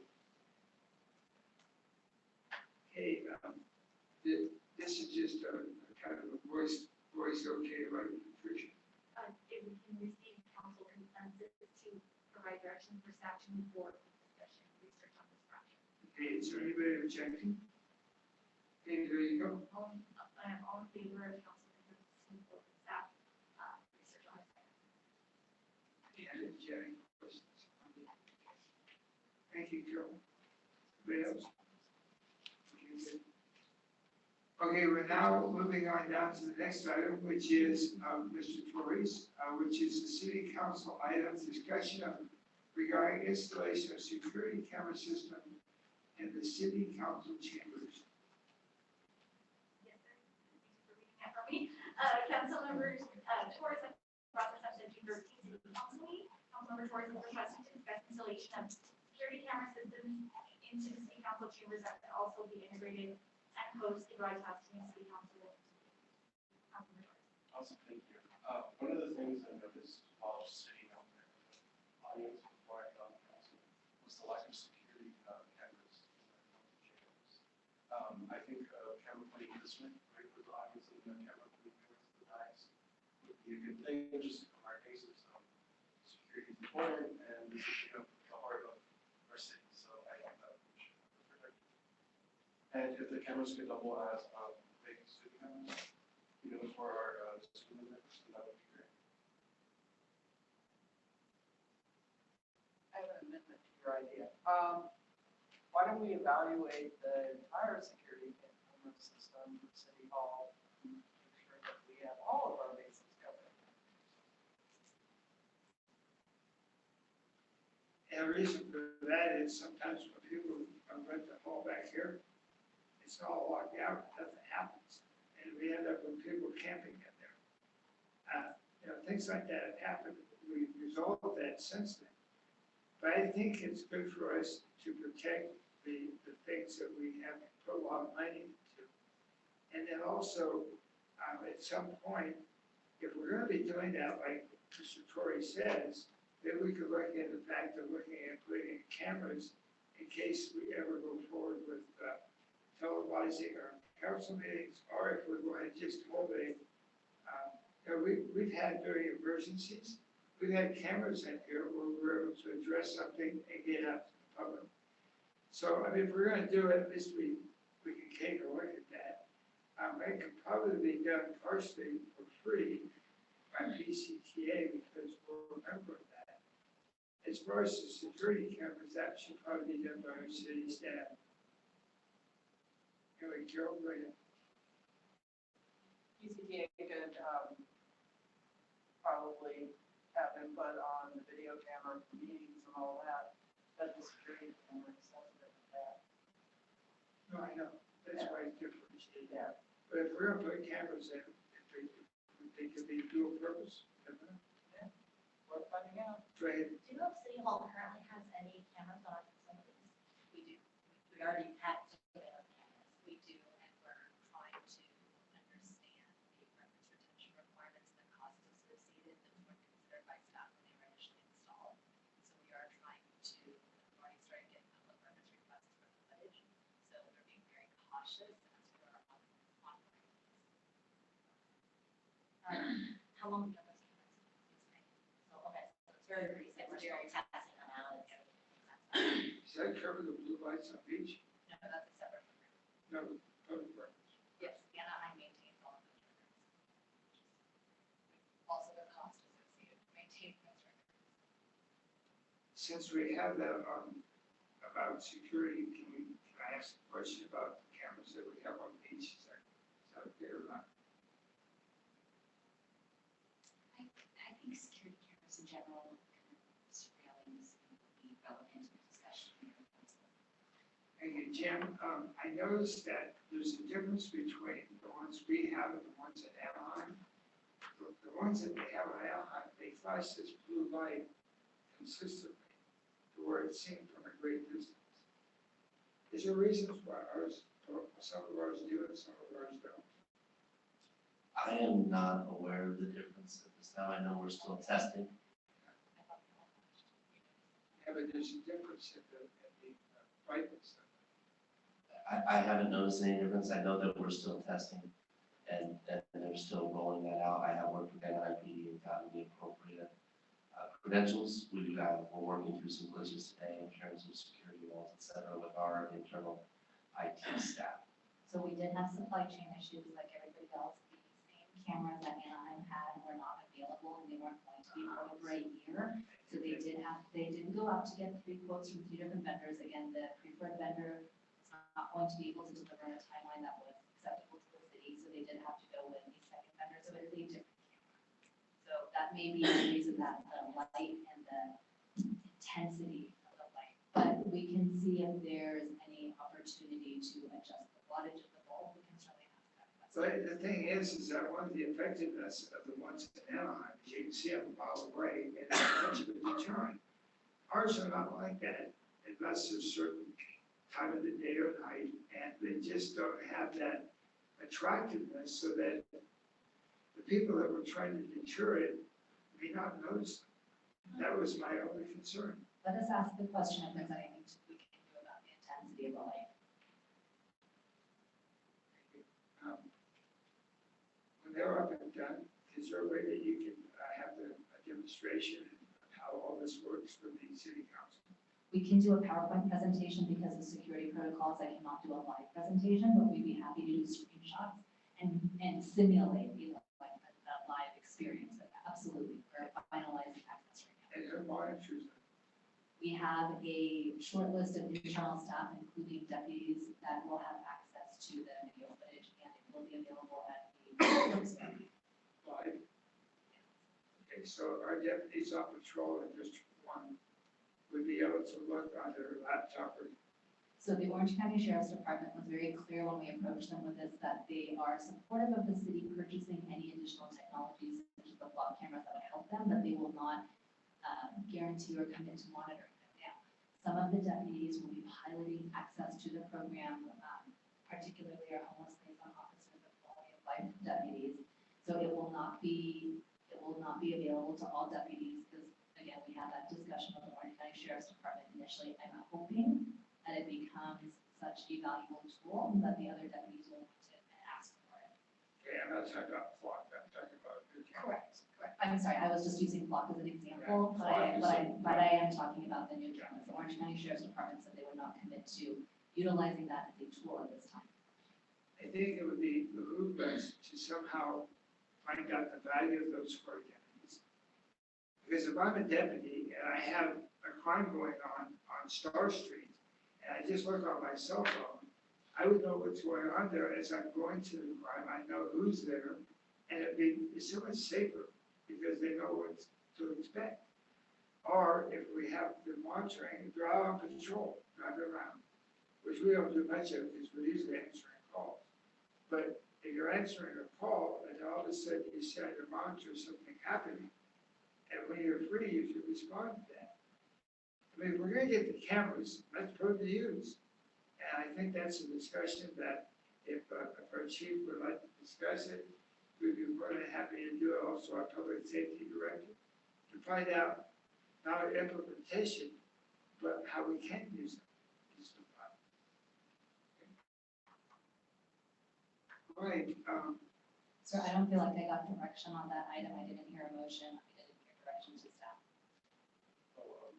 I'll make a motion to direct staff to do research into this. Yeah, we already have one, so you want to see what we have and then what we're going to get. I mean, that's kind of where we're at. So I can get an update on our security system. Sure. Now, I would think this would be something that we probably want to discuss in closed session. Is that correct? Mayor and Council, I have to take a look to see, if there's there's potential designation from that in closed session. But there are designations to meet with certain folks to talk about this area, we just need to understand. So if there's an ability to do so, I can certainly work with the city manager on bringing that closed session if it's allowable designation. The reason I mentioned OCFA and OCSAN both discuss security of the plant and things like this. And it was done in a closed session setting because if everybody knows what your security plan is, what's the point of putting it up? And so if it's at all possible, that might be a recommendation. I think it might be in our best interest if you find out the category. Are you okay with that, Mr. Torres? I'll make a second, the Mr. Garza's motion. Oh, all in favor? Aye. Any opposed? Hearing none, item received city council consensus. And if it's okay, we'll take the liberty as chairman of the PCTA that Carol and I will look into maybe so we can do a symbiosis between what you want and what we can produce.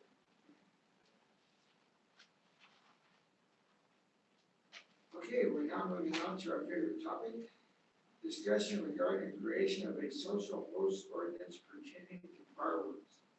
Mr. Mayor, this is your item that was brought up at the June 13th city council meeting. You requested that, Mayor Schauber, to discuss the creation of a social host ordinance pertaining to fireworks. Mayor Schauber. Thank you. HD, if we're going to do an emergency ordinance, how soon can it become effective? Mayor and council, under the government code, there's a provision that allows urgency ordinances in the advance of the public health, safety, and welfare to take effect immediately. Upon adoption, certain findings have to be made to support the urgency, and it has to be enacted with more benefits of the council. Thank you. That being said, there were a couple of things that we had discussed that we might be able to do to help with the fireworks issue in our city. Some of them we have to work a little bit on, such as drones and also some of the other things. However, there's a couple of things that we might be able to do if everybody feels comfortable with it. Is number one is increasing the fines. That's number one. And number two is to adopt a social host ordinance so that people that own the property are also responsible for the actions of what takes place on their property. I think that if you only have a new ordinance like that, I think sometimes it's difficult, like the one with the to actually get into it, but at least we have it on the books with the social host. So that's something we could do, but I don't see it being as effective right now. But at least we have it there, we can use it. But the one I think that would be most effective is after this meeting, if we came out and we said that the first offense was X amount, the second offense was X amount, and the third offense was X amount, and we're able to legally do that, that would send a very strong message to people in our community. Plus, it'll pay for our overtime and the efforts of what we're trying to do right now, and it's a deterrent. I know I'll open it up for discussion. Yes, sir. My understanding, based on the, lawn signs and the information that I was given last year, it would be like illegal fireworks, fines up to $80,000. And it was really, that's a huge amount of money. However, the reality is on the streets, it didn't discourage anybody. We're still lighting off fireworks despite that gross amount of money. And I believe if I remember the Chief Walters correctly, we only had like 9, or maybe less than a dozen citations, despite the great number of fireworks being lit. So I'm not sure if increasing the fines would be effective. Just $80,000 is a huge amount of money. If we make it $200,000, I don't know if people will be any more scared enough to not use it. So I don't consider a method that is effective. Those like 6 or however many citations we did right. I don't know how much money was collected from those, but I guess if we increase the baseline, I don't know. Well, let me answer that. I understand. I know exactly what you're Okay. saying. Because I know where every house and every street in the city are going to violate public order. We have a little map. John and I put that together over the last 10 years. Okay, so let's say we like 90. What's 9 times 5,000? I think $45,000 would cover our overtime on the 4th of July. So I'm thinking of it in two ways. We're spending a lot of our resources to enforce the law. It comes out of our general fund budget. We also have another way to pay for services called fines and forfeitures. This is just a mechanism where not only we're protecting the public, but we're actually collecting money to provide that service to protect the public. And even if we got 6 of them, that's $30,000. And I'm sure that that would cover some of the costs that evening, especially with the overtime for the gym staff. And I'm all for doing, at least increasing the fines. And I think that it would behoove us to entertain social host ordinances are they're pretty easy. And I think, HD, don't we already have something like that available in your law firm? Mayor Council, I'm aware that other cities who work with BBK have adopted social host ordinances. I believe that there are some other samples that have been available as well. So yes, we are not need to. So my recommendation, and this is what I'm going to throw out, this is what I'd like to see. Let's get the social ordinance together and get it ready for next year. Because I don't think it would be effective if we did that today. However, I would like to increase the fines today so that at least our base fines can cover our law enforcement. Mayor, just for clarification, we cannot increase the fines today. It's part of our meeting code, so we would need to call a special meeting to bring them back, even as an urgency. Okay, and that, for how long is that? 72 hours? Or 24, right? A special meeting can be called within 24 hours. There's also rules on adoption of ordinances. Typically, ordinance has to be adopted at a regular meeting. So, when we're talking about typical ordinances, it can be introduced at a special meeting, but typically ordinances for the benefit of the public are typically adopted at regular meetings. So we can't have a special meeting to adopt if you get a more physical. There may be a limitation on that. I could always look to see if there's any special rules on administrative citation and fine amounts, but the general rule is an ordinance can only be adopted at a regular meeting. Mayor and Council, this was not on the agenda for tonight. This was brought back to the council for discussion and to provide direction to the staff. So 12 is not on and gives that. 15 that? Because we're talking about fines right now. Correct. So as part of the request to agendize an item, we have that kind of 2-3-step process where you must request the item at a city council meeting, bring it back for council consensus to discuss and kind of keep your piece on why we should proceed with staff time and research to move forward with an item. So that's where we are at this point.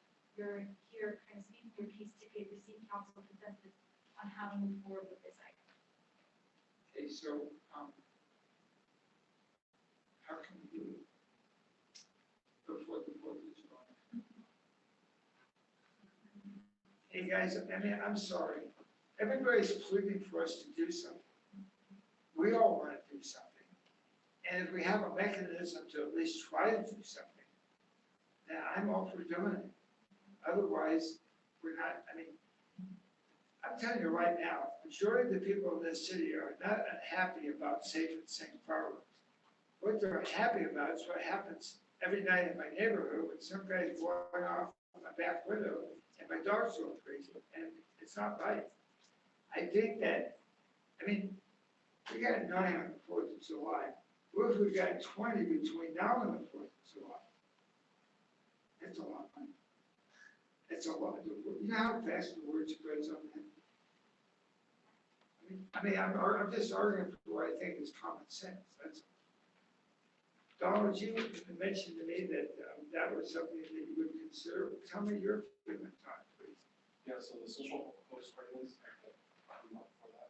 But when it comes to fines, I think that there's a fine in a little bit, right? I said 5,000. I know I said a little bit, but if you do little increases instead of a lot of increases, right, like 60,000 or like 80,000 like other cities do, I don't think it will be effective. But if you do a lower price, I think that's more effective. Because then people could see that as an attainable amount of money instead of just saying like large token on the side.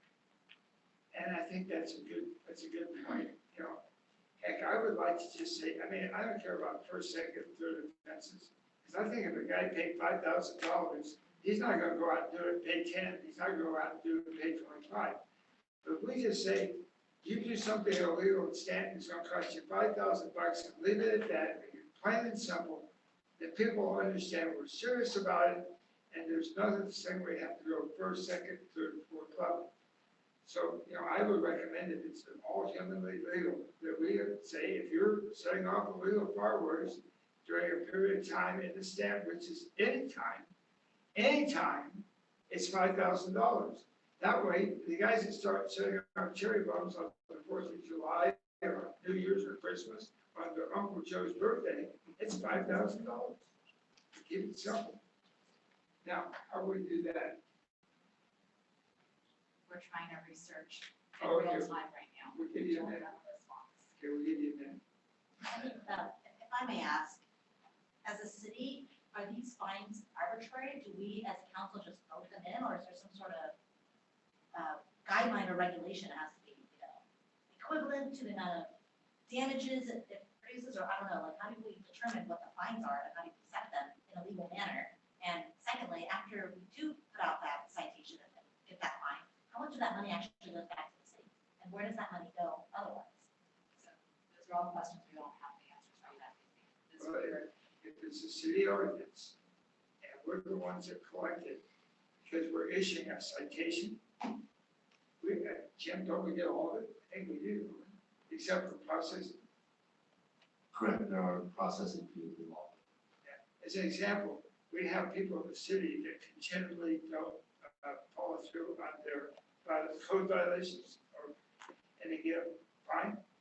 And every penny of that, except for what we pay the collection agency, comes back to the city. So I believe that if we were to find somebody who signed a citation with a $5,000 bill from the city of Stanton, that would be our money. Which would pay for the overtime. Exactly. Two of them pay for the overtime, so there's three of us. But the thing is like we just discussed in the public, is we have these people who are starting right now, and today's the 27th. So if we got 2 a night, that's $10,000 a night. Not only would that pay for future help, but also help us pay for a really good education program, putting up better signage, sending letters out if we go with the no host committee, letting people know, communicate with the public. It would fund our entire program of fireworks safety for the future. I mean, in theory, I agree with all that. It's just that the reality is the officer has to see that individual light off the firework, witness it, and then write the citation. And it's that step that is so difficult. By the time a resident calls, officer comes out, who knows if it's still going off or if that person's caught the officer and they're hiding or whatever. The reality is that witnessing it firsthand and writing that citation is a difficult thing to do. So even if we have, $1 million fine, that step doesn't happen, so none of this money actually matters. Yeah, but Alice, my point, we wrote 9 of those last year. 9 times 5 is $45,000. That's $45,000 we would have received if we had this ordinance in place. Also remember, even though we may not collect it, it can act as a deterrent. I'm telling you right now, some people, they go out and do it, that maybe not have a little bit too much drink. I think the reality will sink in and the word will get out. The other thing is if we don't have that, then there's no deterrent. I understand your enforcement point, but I think that, if it helps, it's better than not doing anything. And you know what, the public, like the people from the mobile home park that have been coming here every night, I mean, just the fact that this might make their life a little better, that's a damn good argument for it. And the thing is, it doesn't cost us anything. It's just making their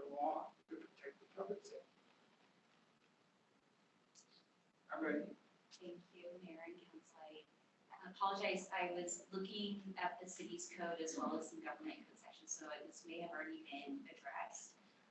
So the Stanton Municipal Code does have administrative penalties in section 17.04.100 related to the use, discharge, storage, sale, display, or possession of dangerous fireworks.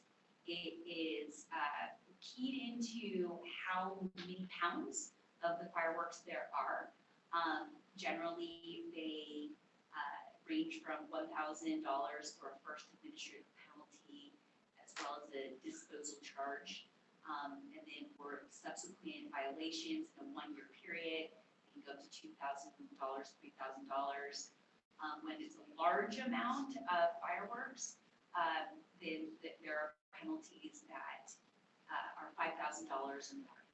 So I want to note that just there are some fines in the city's code as well as government code 36934 that actually provides that typically an ordinance has to be adopted at a regular meeting, except for an urgency ordinance that may be passed immediately upon introduction in either at a regular or a special meeting. So there could be a potential path forward, and there are some penalties as well in the Stanton Municipal Code. And that ordinance, if you read it, what year was that? It appears the last time that this ordinance was updated, Mayor and Council, 2017.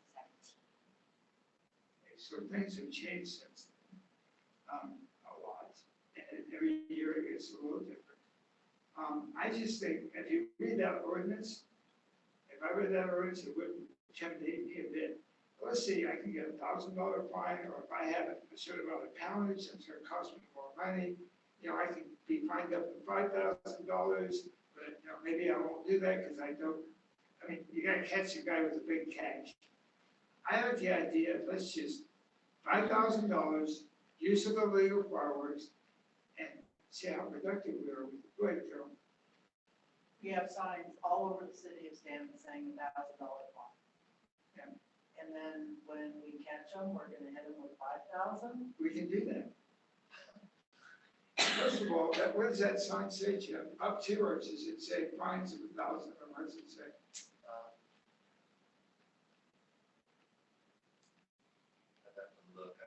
I have a picture of the new signage. Well, he's finding out, let me tell you right now, the problem with that is that sign's wrong. Because we can go up to $80,000. So that sign's a misnomer anyway, so who cares about what the sign says? Well, somewhere there are white people centered. Well, you know what, Cal, if somebody goes off and breaks, minimum of 1,000, there you go, I love it. Okay, that knows that problem, Carol, thank you. Okay, so if the council would like, and it's gonna take 4 of us, how do we get this done so we can start enforcing fireworks citywide? So we have to call a special meeting.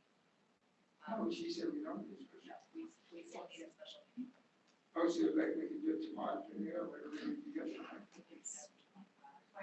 So the general rule is to notice a special meeting that requires 24 hours notice. What time? Anytime after 24 hours from when it happens. Or we have to notice. It's up to you guys. I just asking for it. If you guys want me here for 5 minutes to get it over with, we walk in, we go out, we walk out of here. 9 o'clock Thursday night. Yeah, no, it still have to be 9 o'clock Thursday night. I'd ask that we have to consider staff time to prepare all of this. There's no cost in terms of like outlay, but staff time, we all have to shift our schedule so we can do it, but we give us enough time to prepare. We already have full schedules for next week. So I would argue we could, please don't make the city clerk stay tonight to prepare the 24-hour notice, let her come in tomorrow during regular business hours. So the earliest I would recommend it is the meeting at approximately 10 a.m. midnight. Okay, are you okay with that, Patricia? No, I mean, you're the one's gonna be doing it. Would that work for you? Okay, how about you? HD, is that okay with you? Mayor and Council, I'm available for meetings, and with our team can help with drafting as well. Okay, and Hannah? I will not be on Thursday, so I think the city attorney and city clerk can run the special meeting. Okay with it? It's at the council's pleasure. Jim, would you be available? may, I kind of vaguely remember when this came up in 2017, Mayor and Council, there was some kind of consult with the state fire marshal on just kind of, hey, what's the state of the art? I do remember actually kind of doing that research back in 2017. So, we will, with council direction, we'll do some research as well to make sure, consult the proper authorities and so on and so forth to ensure that whatever is brought forth is within the lawful confines. Chief, you got that? Mr. Chairman.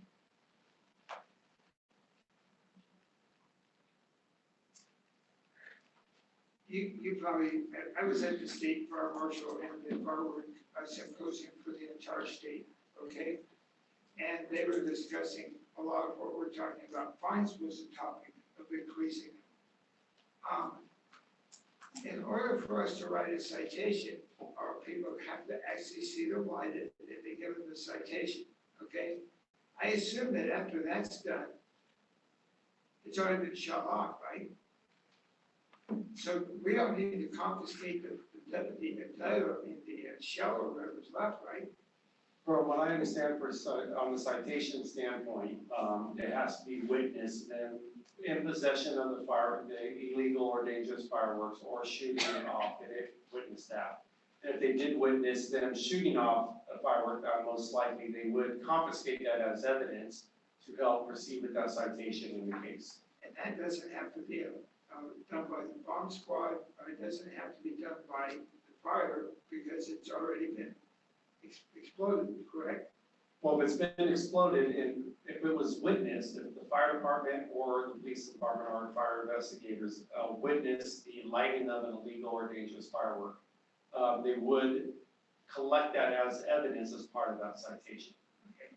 Now, if you have multiple ones, right, then that would fall under our existing ordinance where he'd have to pay up to $80,000. And at that point, the bomb squad, like anything we normally do, could come out and collect that, and then that would go to CAL FIRE. Is that the way that usually works? Yeah, so any fireworks that are confiscated either by law enforcement or fire personnel, they get collected, they get taken for the fire department, we take them to our battalion fireworks locker. And then from there, our fire investigators will come around and pick up those fireworks. They take them back to our storage facility at our headquarters. And then they will transfer those over to the Orange County Sheriff's Department Bomb Squad storage location located at their center there in Orange. So we have a protocol that's already in place, whether it's the 4th of July or not the 4th of July, to handle those situations. Yes, sir. That's fine, Tom. But to make sure so that we're all okay with that. I hope that answers your question, please. Mayor and Council, yes, definitely recall in 2017, the city we were consulting with the fire marshal because the state had just released a model ordinance related to safe and sane fireworks and dangerous fireworks. So I believe the city's 2017 ordinance was actually based on the state fire marshal's model ordinance and includes those fines. I apologize, I wasn't prepped today to kind of go into depth on that. So there was a reason that the city went with those 2017 fines. I'm not sure if that model has changed or anything in state law has changed commensurately, right? Certainly we can look into that. Just from a legal department standpoint, I would just want to make sure the city council considered, whether it be a day or a later date was in line with either what the current state of the law is, which I'm not sure. But to make everyone feel a little better, I don't think there was a city on the broadcast that had a $1,000 fine, just a few. Most of them were up to 5, 10, and 25. But how they got there, I think it should be checked out to make sure we're okay. But I'm sure that before we have the meetings, you can say yea or nay. It's just a matter of us, if we want to go forward, we set the meeting time. If we can legally do it, we'll hear that day, we'll hear the program and make the decision. If legally we can't do it, then I guess we'll just not have that meeting. if that's fair. Go ahead, Carol. Okay, HD. So on our current municipal law, it starts at 1,000 and it can be 2,000 or 3,000. What determines the price of the fine? So, Mayor and Council, again, this is a 17.04/100. What determines is the quantity in terms of weight of dangerous fireworks. So it starts at 1,000 for those who use, discharge, store, sell, display, or possess less than 25 pounds of dangerous fireworks as defined, right? And then the next one is more than 25 pounds but less than 100 pounds. Again, it's $1,000 for the first penalty, 2,000 for the next, 3,000 for the next. And then when we get into kind of very large amounts, more than 100 pounds, that's when 100 pounds through less than 5,000 pounds, that's when you have a $5,000 penalty. First violation goes up to $10,000, goes up to $15,000 in 1 year. And then higher amounts for, it really is about the weight of how much they bring back. I know one city hit the 80,000 mark because they caught a semi-truck full of illegal fireworks. And so that has been used already. I'm just wondering if we make everybody jump through hoops in the next 2 days. We've already put out $1,000 minimum all across Stanton. Yeah, but the thing is, Carol, is that by adding a base of 5,000, which is just amending our firework ordinance, we now have the ability to do that.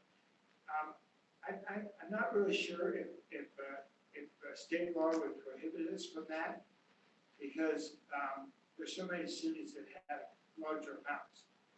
The thing that I would do is, before we do spend a lot of time, before we do anything, let's just we can set the meeting if you want, and then have our attorney find out if it's legal. If it is, then we can make the decision. If it's not legal, then you can always put a council, you don't have to have it, even though you've put out public notice. So, go ahead, Don. Yeah, I just wanted to bring up again, Councilman Warren's point about, hurrying up city employees.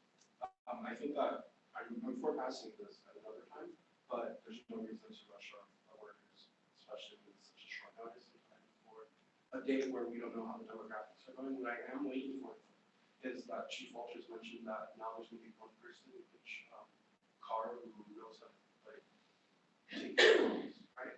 That was something that they mentioned not too long ago. I'm waiting to see how that goes, because if we get a bigger response of actually pulling fireworks, then I would be for it. This boat, because we're so close, I don't want to expend some of these resources when we visit this, and plus we already have laws on the books. I'm not sure we can get the message out to the people we need the message to. You know, at this point, do you really want to inform the people that are pulling up? We haven't caught them before, so why are we going to catch them Okay, now? I mean, you guys do what you want. I'm for right now stopping what's going on in the city. People are asking us to do We it. haven't figured out how to do it. Hindsight, we probably should have done this last month. The thing is, it just got on the agenda tonight, so we'll get discussed. I mean, in order for us to amend an ordinance like this, it's just a matter of changing the financial envelope. We're not rewriting a whole ordinance. We have to enforce it, and I don't see how we're going to enforce more than what we did last year. Gary, we're not, no, this has nothing to do with enforcement. This has to do with how much money we're going to get when our officer confiscates or finds a guy shooting off a bottle line. You know, I mean, the bottom line is, before you get up to $5,000, you have to shoot off 300 pounds of them or whatever it is. That law's already on the books. Yeah, but that doesn't do us any good, because first of all, the people who are shooting off fireworks, the rocket that you catch, don't have 500 pounds worth of fireworks. Go ahead, Chris. Yeah, everybody, I think you're on council agrees that fireworks are really annoying. Sometimes, like at my house, people explode fireworks at like 1 p.m. because they just like hear noises, not pretty lights. But, I do think that it's really, really essential that we make sure that, we see how this year goes, because there is a difference in the tactic that they're going to use to address these fireworks, and I think that this year's data can help us with that.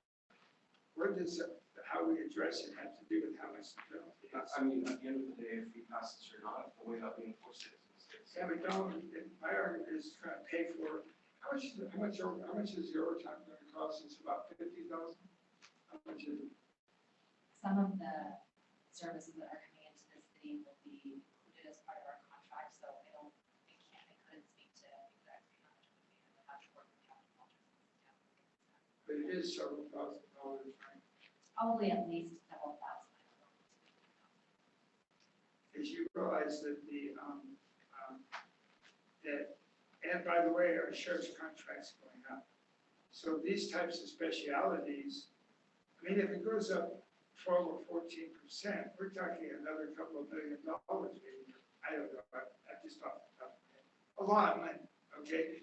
So if we can help pay for whatever we're doing by increasing the fine and forfeiture, to me, it makes sense.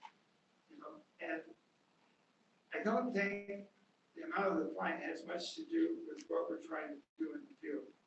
The bottom line is that we're not punishing anybody, we're just trying to make the people that are violating the law accountable, which they're not. Yes, Gary? Could we take a vote and see if we want to go forward? Sure. Question so I understand what we're voting on. It sounds like, it sounds like, what I'm hearing is you'd like to increase the base amount that we charge to $5,000, see if that's possible under this short period of time, and the minimum $5,000, is that right? And then, did we still want to explore the post ordinance? No, we're not. So we're not even doing that at all, No, we're just doing the because, fines. right, because I'm trying to do something that's immediately going to be helpful. And the social host thing will be helpful, but that's a whole other ball. And we don't have any way to get the word out or to enforce it. So right now, it's just voting on whether or not we want to do an urgency ordinance, change the limit, the base from 1,000 to 5,000. And somebody came into this room and said, oh, I didn't know it was 5,000 instead of 1,000. And I'm shooting off all these bombs that are going up. I would not be sympathetic to it, trust me. Mayor and council, we're researching live right now. The city attorney did find something else just so you have all the information. Mayor and council, there is a provision in the city's municipal code that echoes what is in the health and safety code relating to fireworks. So 65% of the administrative fines that are collected by the city do end up being forwarded to the controller of the state of California. It's deposited in the state fire marshal fireworks enforcement and disposal fund. So there is a body of law, a state law, the health and safety code that does govern at least a portion of this. Oh, that's wonderful. So that means for every $1,000 fine, we get $300. And we got all our officers out there beating the bush. At least if it's 5,000, we're gonna get a fair share of it, which is a lot more than we're getting with $1,000. Anyway, you guys, but either way is cool. I'll just put us all in the paper that we didn't win another season. Hey, the thing is that I'm just trying to solve a problem that's been, I mean, hearing, how many times have people coming in hearing and rag dogs about this? Oh, I think we need to solve the problem. I think enforcement is the only way. And it would require an awful lot of officers to actually do it. We don't really have a plan to stop it. This is not a plan to stop it. No, but This it's a plan, it is a plan. plan to finance, This is a plan. it's a plan to finance a plan to do it. The more money we have that we can put into enforcement, the We more don't we, have the people to enforce until we have the money. We won't have the money until we have the people to yeah, Gary, what's 5 times 9? $1,000 that we could have collected last year. Now, 35% of that comes to us, right? Yes. Okay, well, that's better than $300. I agree. I'm not knocking it. I just think the urgency of it is not necessary at this point. I'm sorry. Yeah, this year we did signs that people could read from more than 5 inches away. And they all say it that, I think this is a great idea, Dave, but I think we ought to just do it for next year, not this year. Nobody's gonna know about it, so where is it gonna be effective? The people who get caught? That's it. I don't want it to be effective. I don't want to catch anybody. I don't care if anybody knows about it. I want to collect the money from people that are violating the law. I'm telling you right now, if we write a $5,000 ticket in a neighborhood on Santa Rosalia, there's not going to be as many fireworks on Santa Rosalia next year. And we've got money that we've been able to capture. Now, here's the other interesting thing. You guys are all focusing on the 4th of July. This is an endemic problem in our city that goes on year round. And they come in here all year round. So we're not talking about just the 4th of July. We're talking about Mondays all the way through the week, and if somebody gets caught, then it's $5,000. So anyway, either way, guys, I'm okay with it. I'm just really saying that there's absolutely no reason for us not to do this now, because it's not that. It won't be that time consuming for our staff to add an amendment to an existing law. Mayor and council, if I can please, like I said, we're researching live right now. We're looking at the health and safety code that looks like we may be restricted on how much we can increase it. The health and safety code looks like it has prescribed a limit, so we may only be able to do, but we need more time to research it. But it looks like it's capping the limit by pounds in accordance with the state model ordinance. But we would request additional time. Again, we can do it on an urgency basis, but as you can see, we don't quite have the full picture of what we can do. We need to change it.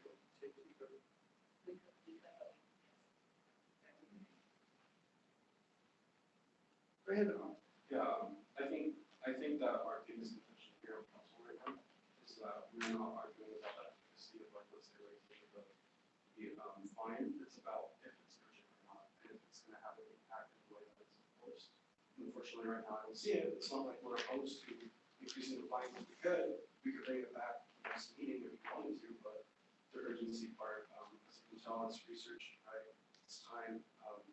Having mentioned that, the staff is looking up for this week, so I think it's important that we just the time, and then we'll revisit it and we'll talk about it. And then they will be there ready for next, 4th of July. I will tell you, this is my prediction.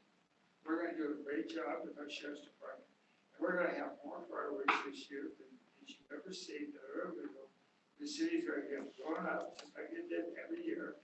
And this is a way in which we can stop it. Now, the reason I'm doing this is because on the 4th of July, while you guys are not doing it, I'm driving down every street in the city where all these things are going on. And I've experienced firsthand 10 rows of box rockets down the middle of every street in every city area of Stanton, consistently every year. And if we go to those people that are doing that, and we hand them a $5,000 ticket, it might stop it. Otherwise, you know what? We're going to have the same mess we had last year. And so I'm just telling you, if that's the decision you want to make, so be it. I'm just saying this might be a solution. So I think, unfortunately, nothing will change from this ordinance. Absolutely not. It won't, so that's the point. So we have to give that veto buffer state, right, or like buffer time for the city staff, but also Okay, time out. Staff time, how long? Well, let me answer, the mayor asked me earlier, and I think I answered incorrectly. Can we change the California Health and Safety Code? Patricia's saying no. Well, yeah, Mayor and Council, that's something we'd have to look into whether we're preempted or not. Okay, time out. I give up, okay? Forget it. We'll just let the world blow up for the next whole year. I'm done. I'm done. That's it. End of it. No, I'm done. Thank you. I tried. Okay, we're moving on. Let's go on to the next thing, which is, we're done. Okay, so that means we're now talking about anything from city council.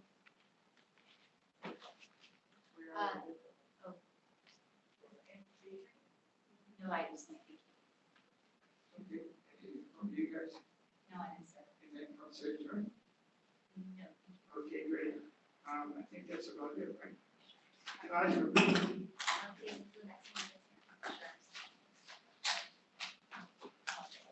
I completely sympathize with you, I feel like, maybe we can go through